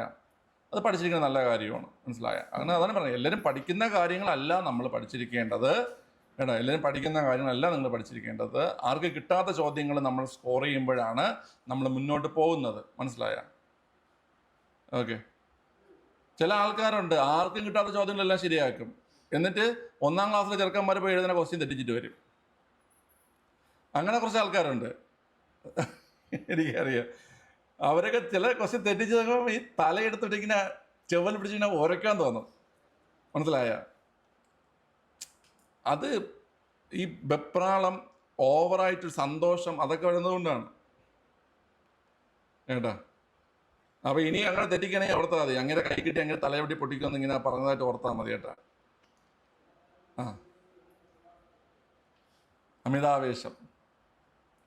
അമിതാവേശം കാണിക്കുകയും ചെയ്യരുത്. ഇങ്ങനെ ഒരു മൈൻഡ് ഉയരാനും പാടില്ല, താഴാനും പാടില്ല. ഒരു കോൺസ്റ്റന്റ് ആയിട്ടുള്ള അവസ്ഥയെ കൊണ്ടുപോകണം. മനസ്സിലായ? വിചാരിച്ചാൽ പറ്റും. ക്ലിയർ ആണ്? ഓക്കെ, ഇതിലെന്താ സംഭവം? നമ്മൾ ടെൻഷൻ പിടിച്ചിരിക്കും. ദൈവമേ എന്ന് പറഞ്ഞിരിക്കും. എടുത്തോ, ടെൻഷൻ പിടിച്ചിരിക്കും. അപ്പം നോക്കുമ്പോൾ നല്ല എളുപ്പമുള്ള ചോദ്യം. ഹായ്, മനസ്സിലായില്ലേ? ഈ കാര്യം ആർക്കറിയാം? ഈ കാര്യം ചോദ്യം PSC ചോദ്യം ആൾക്കാർക്കും അറിയാം. ലവന്മാർ ഇതിലങ്ങ് വീണുള്ളൂ. അപ്പം ഒരു എളുപ്പമെന്ന് തോന്നുന്ന ചോദ്യത്തിൽ ഓപ്ഷൻ ഒന്ന് കുഴപ്പിച്ചിടും. അതാണ് എളുപ്പമുള്ള ചോദ്യം. ഇടാ അത് ഈ ക്വസ്റ്റ്യൻ ഇടുന്ന ആൾക്കാർക്ക് അതിനൊരു ഐഡിയ ഉണ്ട്. ഒരു എളുപ്പമുള്ള ചോദ്യത്തിൽ ഞാൻ നിങ്ങളുടെ ഇപ്പം നിങ്ങൾ ക്വസ്റ്റ്യൻ ചെയ്യുമ്പോൾ നിങ്ങൾക്ക് ഞാൻ പറയുന്ന കാര്യമുണ്ട്.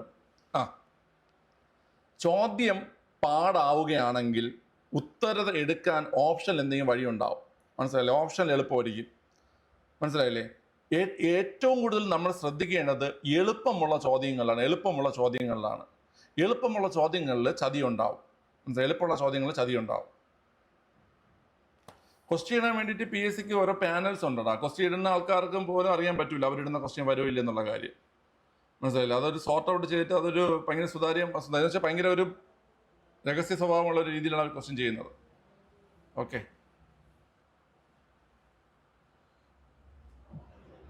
ഓക്കെ, അല്ലേടാ? ഇതൊന്നുകൂടെ പറയണോ? ചിത്രകലയും അതൊക്കെ ഒന്നുകൂടെ പറയണോ? ഓക്കെ, ഒന്നുകൂടെ പറഞ്ഞുതരാം. ശ്രദ്ധിച്ചോ? എവിടെ? പിള്ളേരെ ഏതോട്ട് പറയണോ? ഫുള്ള് പറയണോ? ഓക്കെ പിള്ളേരെ, ഈ ഇന്ത്യൻ ചിത്രകലയെ പാശ്ചാത്യ ചിത്രകലയിൽ നിന്ന് മോചിപ്പിക്കാനും പരമ്പരാഗത ഇന്ത്യൻ ചിത്രകല പ്രോത്സാഹിപ്പിക്കാനും വേണ്ടിയിട്ട് Indian Society of Oriental arts സ്ഥാപിച്ചത് അബനീന്ദ്രനാഥ് ടാഗോറാണ്. 1907 കൊൽക്കത്ത. സ്വദേശി ചിത്രകലാ പ്രസ്ഥാനം ആരംഭിച്ചതും ആരാണ് പിള്ളേരെ? അബനീന്ദ്രനാഥ് ടാഗോറാണ്. അപ്പോൾ ഇന്ത്യയിൽ ഏറ്റവും കൂടിയ വിലയ്ക്ക് വിറ്റുപോയ ഏത് ദ സ്റ്റോറി ടെല്ലർ എന്ന ചിത്രം വരച്ചത് അമൃത ഷേർഗിലാണ്. ഇന്ത്യയിൽ ഏറ്റവും കൂടിയ വിലയ്ക്ക് വിറ്റുപോയ ദ സ്റ്റോറി ടെല്ലർ എന്ന ചിത്രം വരച്ചത് അമൃത ഷേർഗിലാണ്. ഓക്കെ. പിന്നെ സതി എന്ന ചിത്രം നമുക്ക് ഇടയ്ക്കിടയ്ക്ക് ചോദിക്കാറുണ്ട്. നന്ദലാൽ ബോസിന്റെ ചിത്രമാണ് ഏത്? സതി. ഓക്കെ. പിന്നെ മ്യൂറൽ എന്നത് കേരളത്തിന്റെ തനതായ ചിത്രകലാരൂപവും, മധുബാനി എന്നത് ബീഹാറിൻ്റെതും, കലംകാരി എന്നത് ആന്ധ്രാപ്രദേശിൻ്റെതും, പഹാരി എന്നത് ഹിമാചൽ പ്രദേശിൻ്റെതും, രജ്പുത്ത് എന്നത് രാജസ്ഥാൻ്റെതും, രാഗമാല എന്നതും രാജസ്ഥാൻ്റെതാണ്. ഓക്കെ, ക്ലിയർ ആണല്ലോ. പിന്നെ നമ്മൾ പറഞ്ഞു മ്യൂറൽ പഗോഡ എന്നറിയപ്പെടുന്ന ക്ഷേത്രം പത്മനാഭസ്വാമി ക്ഷേത്രം, ബ്ലാക്ക് പഗോഡ എന്നറിയപ്പെടുന്ന ക്ഷേത്രം കൊണാർക്ക് സൂര്യ ക്ഷേത്രം, വൈറ്റ് പഗോഡ എന്നറിയപ്പെടുന്ന ക്ഷേത്രം പുരി ജഗന്നാഥ ക്ഷേത്രം. ഓക്കെ, ഇത്രയാണ് പറഞ്ഞത്. മനസ്സിലായല്ലോ. ഇനി റീസെന്റ് ആയിട്ട് ഒന്ന് വേറൊരു ചോദ്യം ഞാൻ ചോദിക്കുകയാണ്. വളരെ നഗ്നപാതനായ ചിത്രകാരൻ എന്നറിയപ്പെടുന്നത് ആരെയാണ്? പ്രീവിയസ് ചോദ്യമാണ്. നഗ്നപാതനായ ചിത്രകാരൻ എന്നറിയപ്പെടുന്നത് ആരെയാ പിള്ളേരെ? നഗ്നപാതനായ ചിത്രകാരൻ MF ഹുസൈൻ ആണ് കേട്ടോ. MF ഹുസൈൻ ആണ് കേട്ടോ. MF ഹുസൈനെയാണ് നഗ്നപാതനായ ചിത്രകാരൻ എന്നറിയപ്പെടുന്നത്. MF ഹുസൈൻ ആണ് കേട്ടോ. ക്ലിയർ ആണല്ലോ. ഇനി ഇദ്ദേഹത്തിന് വേറൊരു വിശേഷമുണ്ട്. ഇന്ത്യൻ പിക്കാസോ എന്നറിയപ്പെടുന്നതും ആരാണ് പിള്ളേരെ? MF ഹുസൈനാണ്. പക്ഷെ ഇദ്ദേഹം ഇന്ത്യക്കാരനാണ്. MF ഹുസൈൻ ഇന്ത്യക്കാരനാണ്. അത് ആരെയും പഠിച്ചിട്ടുണ്ടോ ഒരു കാര്യം? അല്ല, MF ഹുസൈൻ ഇന്ത്യക്കാരനായിരുന്നു. അദ്ദേഹം ഇന്ത്യൻ പൗരത്വം ഉപേക്ഷിച്ചിട്ട് ഏത് രാജ്യത്തിന്റെ പൗരത്വം സ്വീകരിച്ചു? അദ്ദേഹം ഇന്ത്യൻ പൗരത്വം ഉപേക്ഷിച്ചിട്ട് ഖത്തറിന്റെ പൗരത്വം സ്വീകരിച്ചു. കേട്ടോ. ഇന്ത്യൻ പൗരത്വം ഉപേക്ഷിച്ചിട്ട് ഖത്തറിന്റെ പൗരത്വം സ്വീകരിച്ച ചിത്രകാരനാണ് ആരെന്ന് പറയുന്ന കുട്ടികളെ? ഈ പറയുന്ന MF ഹുസൈൻ. നഗ്നപാതനായ ചിത്രകാരൻ എന്നറിയപ്പെടുന്ന MF ഹുസൈനെയാണ്. ഇന്ത്യൻ പിക്കാസ് എന്നറിയപ്പെടുന്ന MF ഹുസൈനാണ് കേട്ടോ. ഓക്കെ അല്ലേ? ഇനി നമുക്ക് ഇപ്പൊ റീസെന്റ് ആയിട്ട് ചോദിച്ചൊരു ചോദ്യമുണ്ട്. ഗജേന്ദ്ര മോക്ഷം ചുമർ ചിത്രം സ്ഥിതി ചെയ്യുന്നത് എവിടെയാണ്? ഗജേന്ദ്ര മോക്ഷം ചുമർ ചിത്രം സ്ഥിതി ചെയ്യുന്നത് എവിടെയാണ് കുട്ടികളെ? ഗജേന്ദ്ര മോക്ഷം ചുമർ ചിത്രം സ്ഥിതി ചെയ്യുന്നത് കായംകുളത്തെ കൃഷ്ണപുരം കൊട്ടാരം. കായംകുളത്തെ കൃഷ്ണപുരം കൊട്ടാരത്തിലാണ് ഗജേന്ദ്ര മോക്ഷം എന്ന് പറയുന്ന ചുമർ ചിത്രം 154 ചതുരശ്ര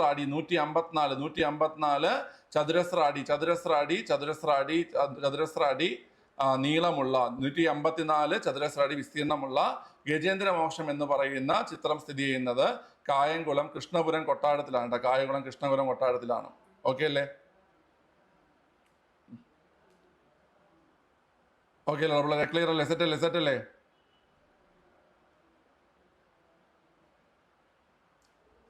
പിന്നെ പ്രീവിയസ് നോക്കുകയാണെങ്കിൽ നമ്മുടെ ഈ ഗുഹാചിത്രങ്ങൾ കാണപ്പെടുന്ന പിള്ളേരെ ഭിംബേട്ക നിങ്ങൾ ഈ ഒരു പോയിന്റ് കണ്ടിട്ടുണ്ടാവും. ഭിംബേട്ക ഗുഹാചിത്രങ്ങൾക്ക് പ്രസിദ്ധമായി, അതായത് ആദിമ ചിത്രകലയുടെ അടയാളങ്ങളെന്ന് കരുതപ്പെടുന്ന ഗുഹാചിത്രങ്ങൾ കാണപ്പെടുന്ന ഭിംബേട്ക ഏത് സംസ്ഥാനം എന്നുള്ള ചോദ്യം SCRT ഉണ്ട്. അത് ഭിംബേട്ക ഏത് സംസ്ഥാനമാണ്? ഭിംബേട്ക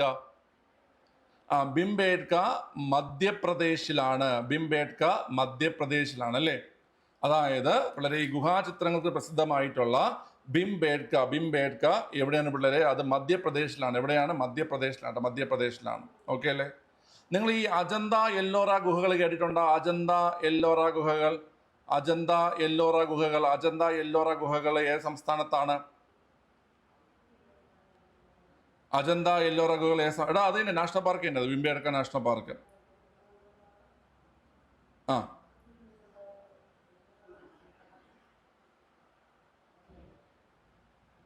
എടാ ഭിംബേട്ക അത് ഈ മറ്റേ എന്തോന്ന് നമ്മുടെ ഈ ആദിമ ചിത്രകലയുടെ ഗുഹാചിത്രങ്ങൾ. ബാക്കി പോയിന്റ്സ് നോക്കിയിട്ട് പറഞ്ഞുതരാം. ഓക്കെ, പെട്ടെന്ന് ഓർമ്മ വന്നപ്പോൾ ഉള്ള പോയിന്റാണ് ഞാൻ പറഞ്ഞത്. മനസ്സിലായോ? 20 രൂപ നോട്ടിലുള്ളത് എല്ലോറ. 20 രൂപ നോട്ടിൽ എല്ലോറ. കലാസാഹിത്യം നമുക്കിങ്ങനെ ചോദ്യം വരണ അനുസരിച്ച് ഞാൻ പ്രീവിയസ് ഇതുപോലെ പറഞ്ഞുതരാം കേട്ടോ. മനസ്സിലായോ? ചോദ്യം വരണ വെച്ചിട്ടേ. ഓക്കെ, ചോദ്യം നമുക്കിപ്പോൾ ഇതിപ്പം ഇൻ മെമ്മോറിയം സത്യം പറഞ്ഞാൽ നമുക്കത് ഹിസ്റ്ററി വേണമെങ്കിൽ ഹിസ്റ്ററി പറയാം, പിന്നെ നമ്മൾ ചിത്രകലയാണ് ചിത്രകല. ക്വസ്റ്റ്യൻ വന്നിരിക്കുന്ന ഹിസ്റ്ററി ഭാഗത്തു നിന്നാണ്, മനസ്സിലാകാൻ. ഞാൻ അത് കണക്ട് ചെയ്ത് കുറച്ച് പ്രാവശ്യം പറഞ്ഞതേ ഉള്ളൂ, പ്രീവിയസ് ക്വസ്റ്റ്യൻസ് ഉൾപ്പെടുത്തിക്കൊണ്ട്. ഇത് നമുക്ക് പഠിക്കാൻ തുടങ്ങി കഴിഞ്ഞാൽ കാട് കിടപ്പുണ്ട്. നമുക്കപ്പോൾ പ്രീവിയസ് ചോദ്യം വെച്ചിട്ട് പ്രധാനപ്പെട്ട പോയിന്റ്സ് നോക്കി വെക്കാനേ പറ്റത്തുള്ളൂ കേട്ടോ, അല്ലെങ്കിൽ തീരത്തില്ല. അപ്പോൾ അജന്ത എല്ലോറ ഗുഹകൾ ഏത് സംസ്ഥാനത്തെന്ന് പറഞ്ഞു? നമ്മൾ മഹാരാഷ്ട്ര എന്ന് പറഞ്ഞില്ലേ, മഹാരാഷ്ട്ര എന്ന് പറഞ്ഞു.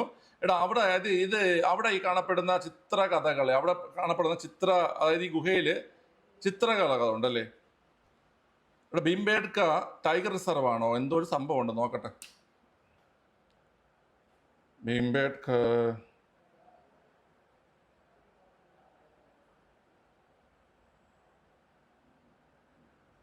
അതൊരു ഹിസ്റ്റോറിക്കൽ പ്ലേസ് ആണ്. ഗുഹാചിത്രങ്ങൾ പ്രസിദ്ധമായ സ്ഥലമാണ് കേട്ടോ ഭീംബേഡ്ക.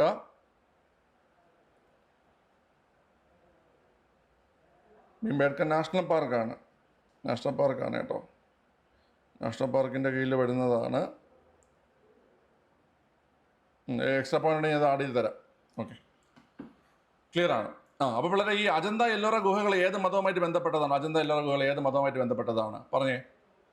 അജന്ത എല്ലോറ ഗുഹകൾ ബുദ്ധമതവുമായി ബന്ധപ്പെട്ടതാണ് കേട്ടോ. അവിടുത്തെ ചുമർ ചിത്രങ്ങൾ എന്തുമായി ബന്ധപ്പെട്ടതാണ്? ജാതക കഥകളാണ്.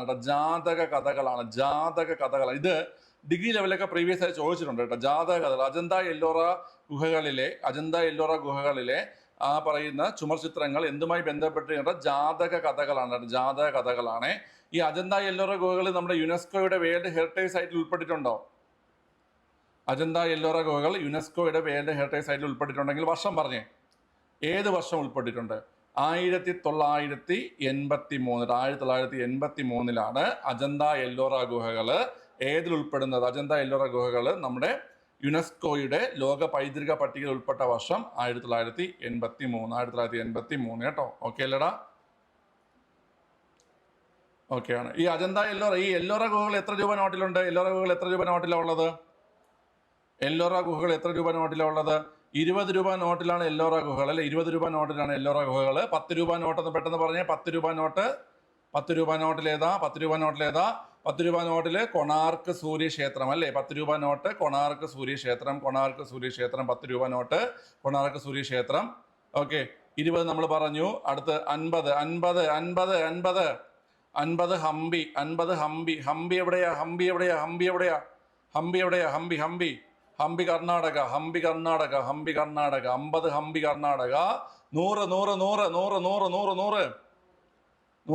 100 റാണി കി വാവ് അല്ലെ. റാണി കി വാവ് എവിടാ? റാണി കി വാവ് എവിടാ പിള്ളേരെ? റാണി കി വാവ് 100 റാണി കി വാവ് ഗുജറാത്ത്. 100 റാണി കി വാവ് ഗുജറാത്ത്. 100 റാണി കി വാവ് ഗുജറാത്ത്. 200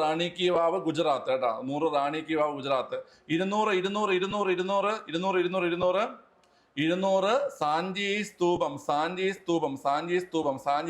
200 സാഞ്ചി സ്തൂപം എവിടെയാ? സാഞ്ചി സ്തൂപം മധ്യപ്രദേശ്. സാഞ്ചി സ്തൂപം മധ്യപ്രദേശ്. സാഞ്ചി സ്തൂപം പണിയിപ്പിച്ചതാരാ? സാഞ്ചി സ്തൂപം പണിയിപ്പിച്ചത് അശോക ചക്രവർത്തിയാണ്. സാഞ്ചി സ്തൂപം പണിയിപ്പിച്ച ആരാണ് കുട്ടികളെ? അശോക ചക്രവർത്തിയാണ് സാഞ്ചി സ്തൂപം പണിയിപ്പിച്ചത്. ഓക്കെ, ഇനി അടുത്ത് 500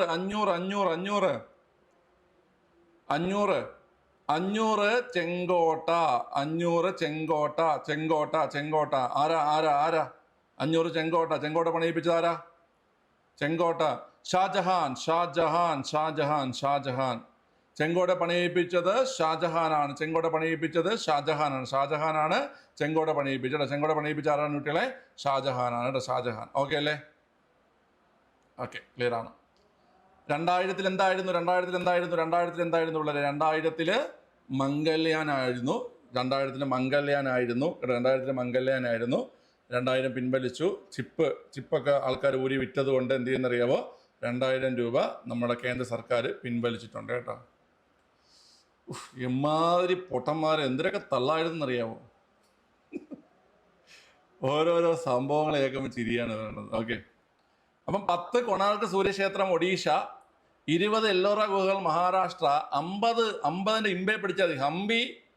50 ഹംപി കർണാടക, 50 ഹംപി കർണാടക. ഓക്കെ, 50 ഹംപി കർണാടക. 100 റാണി കി വാവ്, 100 റാണി കി വാവ് ഗുജറാത്ത്, 100 റാണി കി വാവ് ഗുജറാത്ത്. 200 സാഞ്ചി സ്തൂപ മധ്യപ്രദേശ്. 500 ചെങ്കോട്ട ഷാജഹാൻ. എവിടെയാ ചെങ്കോട്ട? എവിടെയാ ചെങ്കോട്ട? എവിടെയാ ചെങ്കോട്ട? എവിടെയാ? ചെങ്കോട്ട, ചെങ്കോട്ട എവിടെയെന്ന് കേട്ട് കഴിഞ്ഞാൽ പിള്ളേരെ അത് ഡൽഹിയിലാണ്, ഡൽഹിയിലാണേ.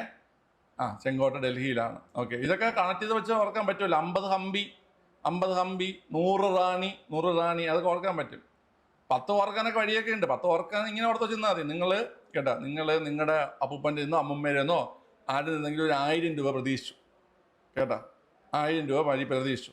നിങ്ങൾക്ക് ആ പുള്ളി തന്നത്, ആ വ്യക്തി തന്നത് 10 രൂപയാണ്. അപ്പം നിങ്ങൾ ഇതിൽ തുടക്കത്തെ ഒരു വാക്ക് വെച്ചിട്ട്, അതായത് ഈ കൊണാർക്ക് കേട്ടാ പരിപാടി കാണിക്കരുത് അങ്ങനെ വാക്കിനിക്ക് പറയാൻ പറ്റൂല കേട്ടോ. നിങ്ങൾക്ക് അറിയാം, സിനിമയിലൊക്കെ കണ്ടു കാണും. ഓക്കെ, ആ പരിപാടി കാണിക്കരുത് എന്ന് ഓർത്ത് വെച്ചിരുന്നാൽ മതി കേട്ടാ. ഹെഡ്സെറ്റ് വെച്ചിട്ടാണല്ലോ ക്ലാസ് കേൾക്കുന്നത്. എനിക്ക് പള്ളു വാങ്ങിച്ചു തരും. വീട്ടുകാർ ചോദിക്കുക പിന്നെ ഭ്രാന്തെന്ന് വിചാരിക്കും. ഓക്കെ, ക്ലിയർ ആണല്ലോ. പിള്ളേരെ, ചിത്രകാരനായിരുന്ന മുഗൾ ചക്രവർത്തി ആരാ? ചിത്രകാരനായിരുന്ന മുഗൾ ചക്രവർത്തി ആരാ? ചിത്രകാരനായിരുന്ന മുഗൾ ചക്രവർത്തി ആരാ? ചിത്രകാരനായിരുന്ന മുഗൾ ചക്രവർത്തി പറയടാ. ജഹാംഗീർ, ജഹാംഗീർ, ജഹാംഗീർ കേട്ടാ. ജഹാംഗീറാണേ, ജഹാംഗീറാണ് കേട്ടോ, ജഹാംഗീറാണ്. ചിത്രകാരനായിരുന്ന മുഗൾ ചക്രവർത്തി ജഹാംഗീറാണ്. ചിത്രകാരനായ മുഗൾ ചക്രവർത്തി ജഹാംഗീറാണ്, ജഹാംഗീറാണ് കേട്ടോ, ജഹാംഗീർ. ഓക്കെ, എന്നാൽ മുഗൾ സ്കൂൾ ഓഫ് പെയിന്റിംഗ് ആരംഭിച്ചത് ആരുടെ കാലത്താണ്?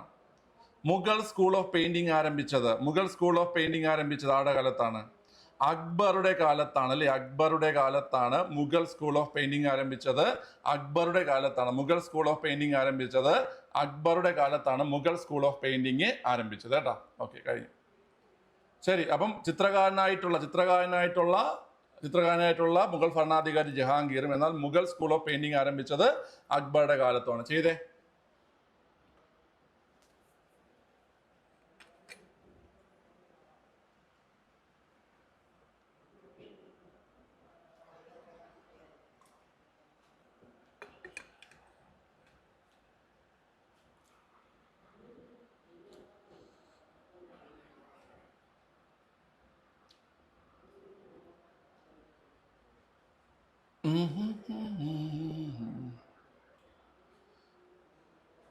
ഡേവിഡ് ഹാരെയൊക്കെ കൊണ്ടുവന്നാടാ. ഡേവിഡ് ഹാരെയൊക്കെ ലങ്ങയുടെ കാലത്തല്ലല്ലേടാ.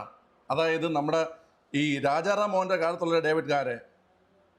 അങ്ങനെ എന്ത് മറ്റേ പുനർജന്മം എടുത്ത് വന്ന ആ കാലഘട്ടം നിങ്ങൾ ചിന്തിക്കുക. താഴെ പറയുന്നതിൽ ഹോം റൂൾ പ്രസ്ഥാനവുമായി ബന്ധപ്പെട്ട വ്യക്തികൾ ആരൊക്കെയെന്നാണ്. പിന്നെ ഇപ്പം എളുപ്പമായല്ലോ. 1 Annie Besant, 2 S Subramania Iyer, 3 Lokmanya Tilak. അതായത് 1, 3, 4 ആൻസർ. 1, 3, 4 ആൻസർ.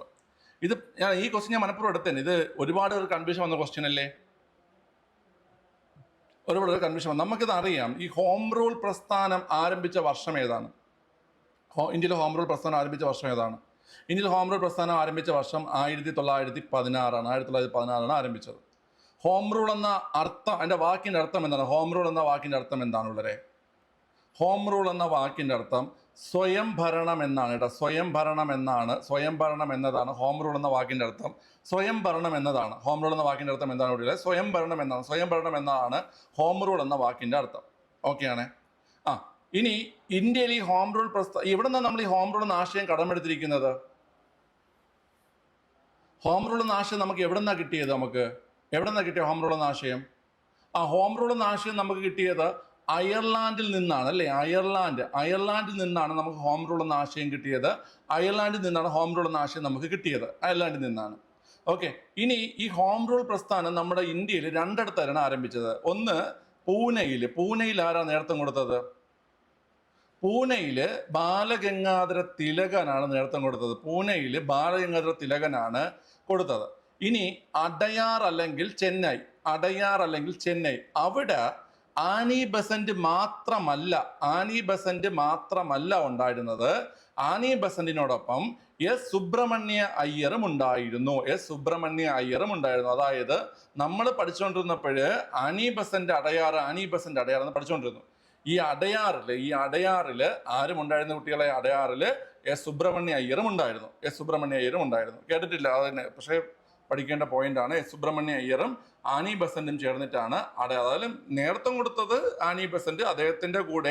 ആനി ബസന്റിന്റെ കൂടെ ആരും ഉണ്ടായിരുന്നു? എസ് സുബ്രഹ്മണ്യ അയ്യറും ഉണ്ടായിരുന്നു. മനസ്സിലായോ നിങ്ങൾക്ക്? മനസ്സിലായോ? മനസ്സിലായി. ഓക്കെ അല്ലേ? സെറ്റല്ലേ? സെറ്റാണ്. ഓക്കെ. എങ്കിൽ മലബാറില് ഹോം റൂൾ പ്രസ്ഥാനത്തിന് നേതൃത്വം കൊടുത്തത് ആരാണ്? മലബാറില് ഹോം റൂൾ പ്രസ്ഥാനത്തിന് നേതൃത്വം കൊടുത്ത ഒരാളും പേര് മാത്രം നിങ്ങൾ പഠിച്ചാൽ പോരാ. 2 പേരുണ്ട് കേരളത്തിൽ അല്ലെങ്കിൽ മലബാറില്. ഒന്ന് മഞ്ചേരി രാമയ്യറും കെ പി കേശവമേനോനും. മനസ്സിലായ? മഞ്ചേരി രാമയ്യർ, അതായത് കേരളത്തിലെ ഹോം റൂൾ കമ്മിറ്റിയുടെ പ്രസിഡന്റ് മഞ്ചേരി രാമയ്യറും സെക്രട്ടറി ആരായിരുന്നു കുട്ടികളെ? സെക്രട്ടറി ആരായിരുന്നു കേട്ട് കഴിഞ്ഞാല് കെ പി കേശവമേനോനും. മനസ്സിലായ? അപ്പൊ കേരളത്തിൽ ആരാണ് ഹോം റൂൾ പ്രസ്ഥാനത്തിന് നേതൃത്വം എടുത്തിട്ട് പെട്ടെന്ന് വാ. കേരളത്തിൽ ആരാണ് ഹോം റൂൾ പ്രസ്ഥാനം നേതൃത്വം കൊടുത്തതെന്ന് കേട്ട് കഴിഞ്ഞാല് മഞ്ചേരി രാമയ്യറും കെ പി കേശവമേനോനും. ചോദ്യം വേറെയുണ്ട്. കേരളത്തിൽ ആരാണ് ബ്രഹ്മസമാജത്തിന് നേതൃത്വം കൊടുത്തത്? കേരളത്തിൽ ബ്രഹ്മസമാജത്തിന് നേതൃത്വം കൊടുത്തത് അയ്യത്താൻ ഗോപാലനാണ്. കേരളത്തിൽ ബ്രഹ്മസമാജത്തിന് നേതൃത്വം കൊടുത്തത് അയ്യത്താൻ ഗോപാലനാണ്. അതുകൊണ്ട് തന്നെ കേരളത്തിന്റെ രാജാറാം മോഹൻ റോയ് എന്നറിയപ്പെടുന്നത് ആരെയാണ്? കേരളത്തിന്റെ രാജാറാം മോഹൻ റോയ് എന്നറിയപ്പെടുന്നത് അയ്യത്താൻ ഗോപാലനെയാണ്. മനസ്സിലായ? അപ്പൊ കേരളത്തിൽ ബ്രഹ്മസമാജത്തിന് നേതൃത്വം കൊടുത്തത് അയ്യത്താൻ ഗോപാലനാണ്. അതുകൊണ്ട് തന്നെ അദ്ദേഹത്തെ കേരളത്തിന്റെ രാജാറാം മോഹൻ റോയ് എന്നറിയപ്പെടുന്നു. സെറ്റല്ലേ? സെറ്റാണ്. എങ്കിൽ കേരളത്തില് ശ്രീരാമകൃഷ്ണ മിഷന്റെ പ്രവർത്തനങ്ങൾക്ക് നേതൃത്വം കൊടുത്തത് ആരാണ്? കേരളത്തില് ശ്രീരാമകൃഷ്ണ മിഷന്റെ പ്രവർത്തനങ്ങൾക്ക് നേതൃത്വം കൊടുത്തത് ആരാണ്? കേരളത്തിലെ ശ്രീരാമകൃഷ്ണ മിഷന്റെ പ്രവർത്തനങ്ങൾക്ക് നേതൃത്വം കൊടുത്തത് ആഗമാനന്ദ സ്വാമികളാണ് അല്ലേ? ആഗമാനന്ദ സ്വാമികളാണ്. കേരളത്തിലെ ശ്രീരാമകൃഷ്ണ മിഷന്റെ പ്രവർത്തനങ്ങൾക്ക് നേതൃത്വം കൊടുത്തത് ആഗമാനന്ദ സ്വാമികളാണ്. അതുകൊണ്ട് ആഗമാനന്ദനെ നമ്മൾ എന്ത് വിളിക്കുന്നു? ശ്രീരാമകൃഷ്ണ മിഷൻ സ്ഥാപിച്ചത് ആരാ? ശ്രീരാമകൃഷ്ണ മിഷൻ സ്ഥാപിച്ചത് വിവേകാനന്ദൻ ആയതുകൊണ്ട് കേരളത്തിന്റെ വിവേകാനന്ദൻ എന്നറിയപ്പെടുന്നത് ആഗമാനന്ദ സ്വാമികളെയാണ്. കേരളത്തിന്റെ വിവേകാനന്ദൻ എന്നറിയപ്പെടുന്നത്. ഓക്കെ ആണേ? അപ്പൊ ഞാൻ ഒന്നുകൂടെ പറയുകയാണ്. ഇന്ത്യയിൽ ഹോം റൂൾ പ്രസ്ഥാനം ആരംഭിച്ച വർഷം 1916. ഹോം റൂൾ എന്ന വാക്കിന്റെ അർത്ഥം സ്വയം ഭരണം എന്നതാണ്. അയർലാൻഡിൽ നിന്നാണ് ഹോം റൂൾ എന്ന ആശയം ഇന്ത്യ കടമെടുത്തിരിക്കുന്നത്. ഇനി ഇന്ത്യയിലെ ഹോം റൂൾ പ്രസ്ഥാനം പ്രധാനമായും പ്രവർത്തനം ആരംഭിച്ചത് പൂനെയിലും ചെന്നൈയിലുമാണ്. പൂനെയിൽ നേതൃത്വം കൊടുത്തത് തിലകനും അടയാറിൽ നേതൃത്വം കൊടുത്തത് ആനി ബസന്റ് എസ് സുബ്രഹ്മണ്യ അയ്യറുമാണ്. മഞ്ചേരി രാമയ്യറും കെ പി കേശവമേനോനും ചേർന്നിട്ടാണ് കേരളത്തിൽ അല്ലെങ്കിൽ മലബാറില് ഈ പറയുന്ന ഹോം റൂൾ പ്രസ്ഥാനം നേതൃത്വം കൊടുത്തത്. ആ ഹോം റൂൾ കമ്മിറ്റിയുടെ പ്രസിഡന്റ് മഞ്ചേരി രാമയ്യറും സെക്രട്ടറി കെ പി കേശവമേനോനുമായിരുന്നു. കേരളത്തിൽ ബ്രഹ്മസമാജത്തിന്റെ പ്രവർത്തനങ്ങൾക്ക് നേതൃത്വം കൊടുത്തത് അയ്യത്താൻ ഗോപാലനാണ്. കേരളത്തിൽ ശ്രീരാമകൃഷ്ണ മിഷൻ, വിവേകാനന്ദൻ ആരംഭിച്ച ശ്രീരാമകൃഷ്ണ മിഷന്റെ പ്രവർത്തനങ്ങൾക്ക് നേതൃത്വം കൊടുത്തത് ആഗമാനന്ദ സ്വാമികളുമാണ്. അതുകൊണ്ട് തന്നെ അദ്ദേഹത്തെ കേരളത്തിന്റെ വിവേകാനന്ദൻ എന്നറിയപ്പെടുന്നു. മനസ്സിലായല്ലോ പിള്ളേരെ? ആനി ബസന്റ് ഏത് വർഷമാണ് ഇന്ത്യൻ പൗരത്വം സ്വീകരിച്ചത്? പറയൂ. ആനി ബസന്റ് 1893-ലാണ്. 1893-ലാണ് ആനി ബസന്റ് ഇന്ത്യൻ പൗരത്വം സ്വീകരിച്ചത്. 1893-ലാണ് ആനി ബസന്റ് ഇന്ത്യൻ പൗരത്വം സ്വീകരിച്ചത്. ഓക്കെ അല്ലേ? ആനി ബസന്റിന്റെ പ്രധാനപ്പെട്ട പത്രങ്ങൾ ഓർത്തിരിക്കുക. New India commonweal. New India commonweal ഈ പത്രങ്ങൾ ആരംഭിച്ച ആരാ പിള്ളേരെ? ന്യൂ ഇന്ത്യ കോമൺവീൽ ഈ പത്രങ്ങൾ ആരംഭിച്ചത് ആരാണ്? ആനി ബസന്റ് ആണ്. യങ് ഇന്ത്യ ആരാരംഭിച്ചത്? പിള്ളേരെ? Young India Gandhiji. National Herald ആരുടെ പത്രമാണ്? നാഷണൽ ഹൊറാൾഡ് ആരുടെ പത്രമാണ്? National Herald Nehru, National Herald Nehru, National Herald Nehru, നെഹ്റുവിന്റെ പത്രമാണ് National Herald. New India Commonwealth Annie Besant, New India Commonwealth Annie Besant. അതുപോലെ തന്നെ Young India Gandhiji, National Herald Nehru. Okay പിള്ളേരെ, നമ്മൾ ഈ വേദാധികാര നിരൂപണം നമ്മൾ പഠിക്കുന്നുണ്ട്. വേദാധികാര നിരൂപണം എഴുതിയതാരാ? വേദാധികാര നിരൂപണം എഴുതിയതാരാ? പറ. ചട്ടമ്പി സ്വാമിയാണ്, ചട്ടമ്പി സ്വാമിയാണ്. അങ്ങനെ ക്രിസ്തുമത നിരൂപണം എഴുതിയതാരാ? ക്രിസ്തുമത നിരൂപണം എഴുതിയതാരാ? ക്രിസ്തുമത നിരൂപണം ചോദിച്ചിട്ടുള്ള ചോദ്യമാണ്. ക്രിസ്തുമത നിരൂപണം എഴുതിയതും ചട്ടമ്പി സ്വാമികളാണ്. മനസ്സിലായ? വേദാധികാര നിരൂപണം മാത്രമല്ല, ക്രിസ്തുമത നിരൂപണം എഴുതിയതും ചട്ടമ്പി സ്വാമിയാണ്. വേദാധികാര നിരൂപണം മാത്രമല്ല, ക്രിസ്തുമത നിരൂപണം എഴുതിയതും ചട്ടമ്പി സ്വാമിയാണ്, ചട്ടമ്പി സ്വാമിയാണ്. ഓക്കെ ഓക്കെ ഓക്കെ ഓക്കെ ചെയ്തേ. അടുത്ത ദിവസം ചെയ്തേ. മലബാർ ജില്ലാ കോൺഗ്രസ് ഇന്നലെ പറഞ്ഞില്ലേടാ? എന്നെ ക്വസ്റ്റ്യൻ പറയാൻ പറഞ്ഞുതരാം കേട്ടോ, അല്ലെങ്കിൽ ഇത് കഴിഞ്ഞിട്ട് പറഞ്ഞുതരാം.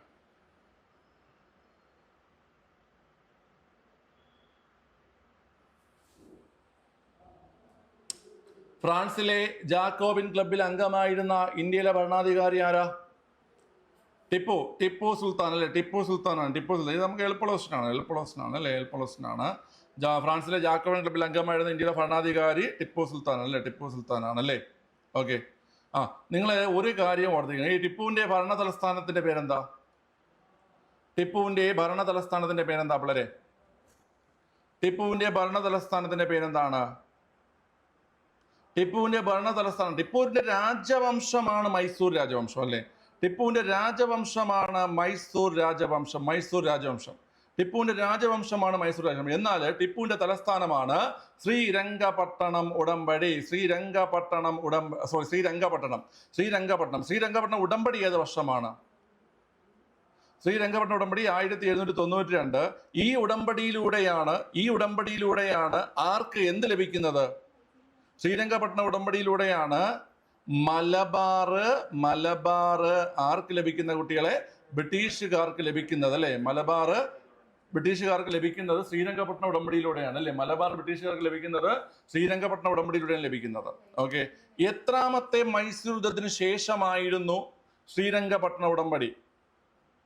3-ാം മൈസൂർ യുദ്ധത്തിന് ശേഷമായിരുന്നു ശ്രീരംഗപട്ടണം ഉടമ്പടി. 3-ാം മൈസൂർ യുദ്ധത്തിന് ശേഷമായിരുന്നു ശ്രീരംഗപട്ടണം ഉടമ്പടി. ഓക്കെ, ക്ലിയർ ആണ്? എങ്കിൽ പറ, ശ്രീരംഗപട്ടണം ഉടമ്പടിയിൽ ഒപ്പുവെച്ച ബ്രിട്ടീഷ് ഭരണാധികാരി ആരാണ്? ശ്രീരംഗപട്ടണം ഉടമ്പടിയിൽ ഒപ്പുവെച്ച ബ്രിട്ടീഷ് ഭരണാധികാരി ആരാണ്? ശ്രീരംഗപട്ടണം ഉടമ്പടിയിൽ ഒപ്പുവെച്ച ബ്രിട്ടീഷ് ഭരണാധികാരി ആരാണ് കുട്ടികളെ? എടാ, അത് വേണാട് ഉടമ്പടി അല്ലടാ, വേണാട് ഉടമ്പടി. കോൺവാലിസ്. അലക്സാണ്ടർ ഓം ഏതാ പിള്ളേരെ? അലക്സാണ്ടർ ഓം 1723 വേണാട് ഉടമ്പടിയിലാണ് ആരൊപ്പുവെച്ചത്? ആരൊപ്പുവെച്ച പിള്ളേരെ? ഈ പറയുന്ന അലക്സാണ്ടർ ഓം ഒപ്പുവെച്ചത്. ശ്രീരംഗപട്ടണം ഉടമ്പടി 1792 ആ സമയമായപ്പോഴ് ഈ പറയുന്ന അലക്സാണ്ടർ ഓമിന്റെ തെങ്ങ് കാച്ചു കാണും. അലക്സാണ്ടർ ഓം പറഞ്ഞുകൊണ്ടിരിക്കുകയാണ്. ഓക്കെ. അപ്പൊ 1792 മലബാർ ബ്രിട്ടീഷുകാർക്ക് ലഭിക്കാൻ കാരണമായിട്ടുള്ള ശ്രീരംഗപട്ടണം ഉടമ്പടിയിൽ ഒപ്പുവെച്ചത് കോൺവാലിസ് ആണ്. ആരാണ് പിള്ളേരെ? കോൺവാലിസ് ആണ്. ഓക്കെ, കോൺവാലിസ് ആണ്.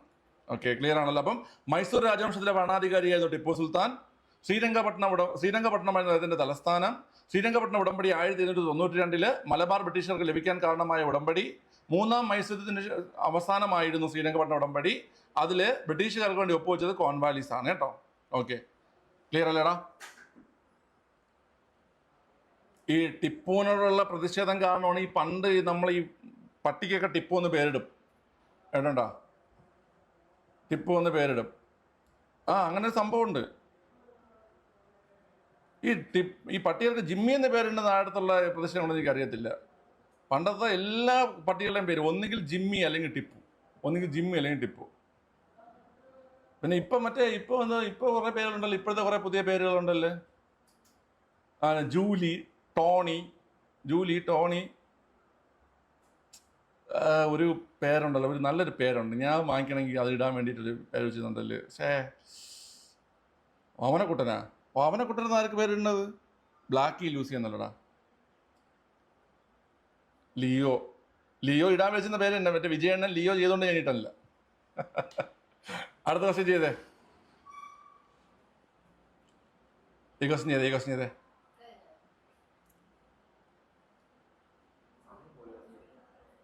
എടന്റെ ബുദ്ധന. താഴെ പറയുന്നതിൽ ബാങ്കിങ് ഇതര ധനകാര്യ സ്ഥാപനം അല്ലാത്തത് ഏതാണ് ചോദ്യം. ബാങ്കിങ് ഇതര ധനകാര്യ സ്ഥാപനം അല്ലാത്ത ഏതാ പിള്ളേരെ? ബാങ്ക് ഇതര ധനകാര്യ സ്ഥാപനം അല്ലാത്തത് വാണിജ്യ ബാങ്കുകളാണ്. അതായത് ഇൻവെസ്റ്റ്മെന്റ് കമ്പനികൾ ബാങ്ക് ഇതര ധനകാര്യ സ്ഥാപനമാണ്, ഇൻഷുറൻസ് ബാങ്കുകൾ ബാങ്ക് ഇതര ധനകാര്യ സ്ഥാപനമാണ്, മ്യൂച്വൽ സേവിങ്സ് ബാങ്കുകളും ബാങ്ക് ഇതര ധനകാര്യ സ്ഥാപനമാണ്. വാണിജ്യ ബാങ്കുകൾ ബാങ്കിൽ വരുന്നതാണ് അല്ലേ. ഇന്ത്യയിൽ ഏറ്റവും വലിയ ബാങ്ക് ഇതര ധനകാര്യ സ്ഥാപനം ഏതാണ്? ഇന്ത്യയിലെ ഏറ്റവും വലിയ ബാങ്ക് ഇതര ധനകാര്യ സ്ഥാപനമാണ് LIC, ലൈഫ് ഇൻഷുറൻസ് കോർപ്പറേഷൻ അല്ലേ, LIC. ഇന്ത്യയിലെ ഏറ്റവും വലിയ ബാങ്ക് ഇതര ധനകാര്യ സ്ഥാപനമാണ് ഏത് പിള്ളേരെ? LIC. ഓക്കെ അല്ലേ? ഓക്കെ ആണ്, ക്ലിയർ ആണ്. സോ പിള്ളേരെ ഞാൻ ഇവിടെ വെച്ച് വൈൻഡപ്പ് ചെയ്യണം.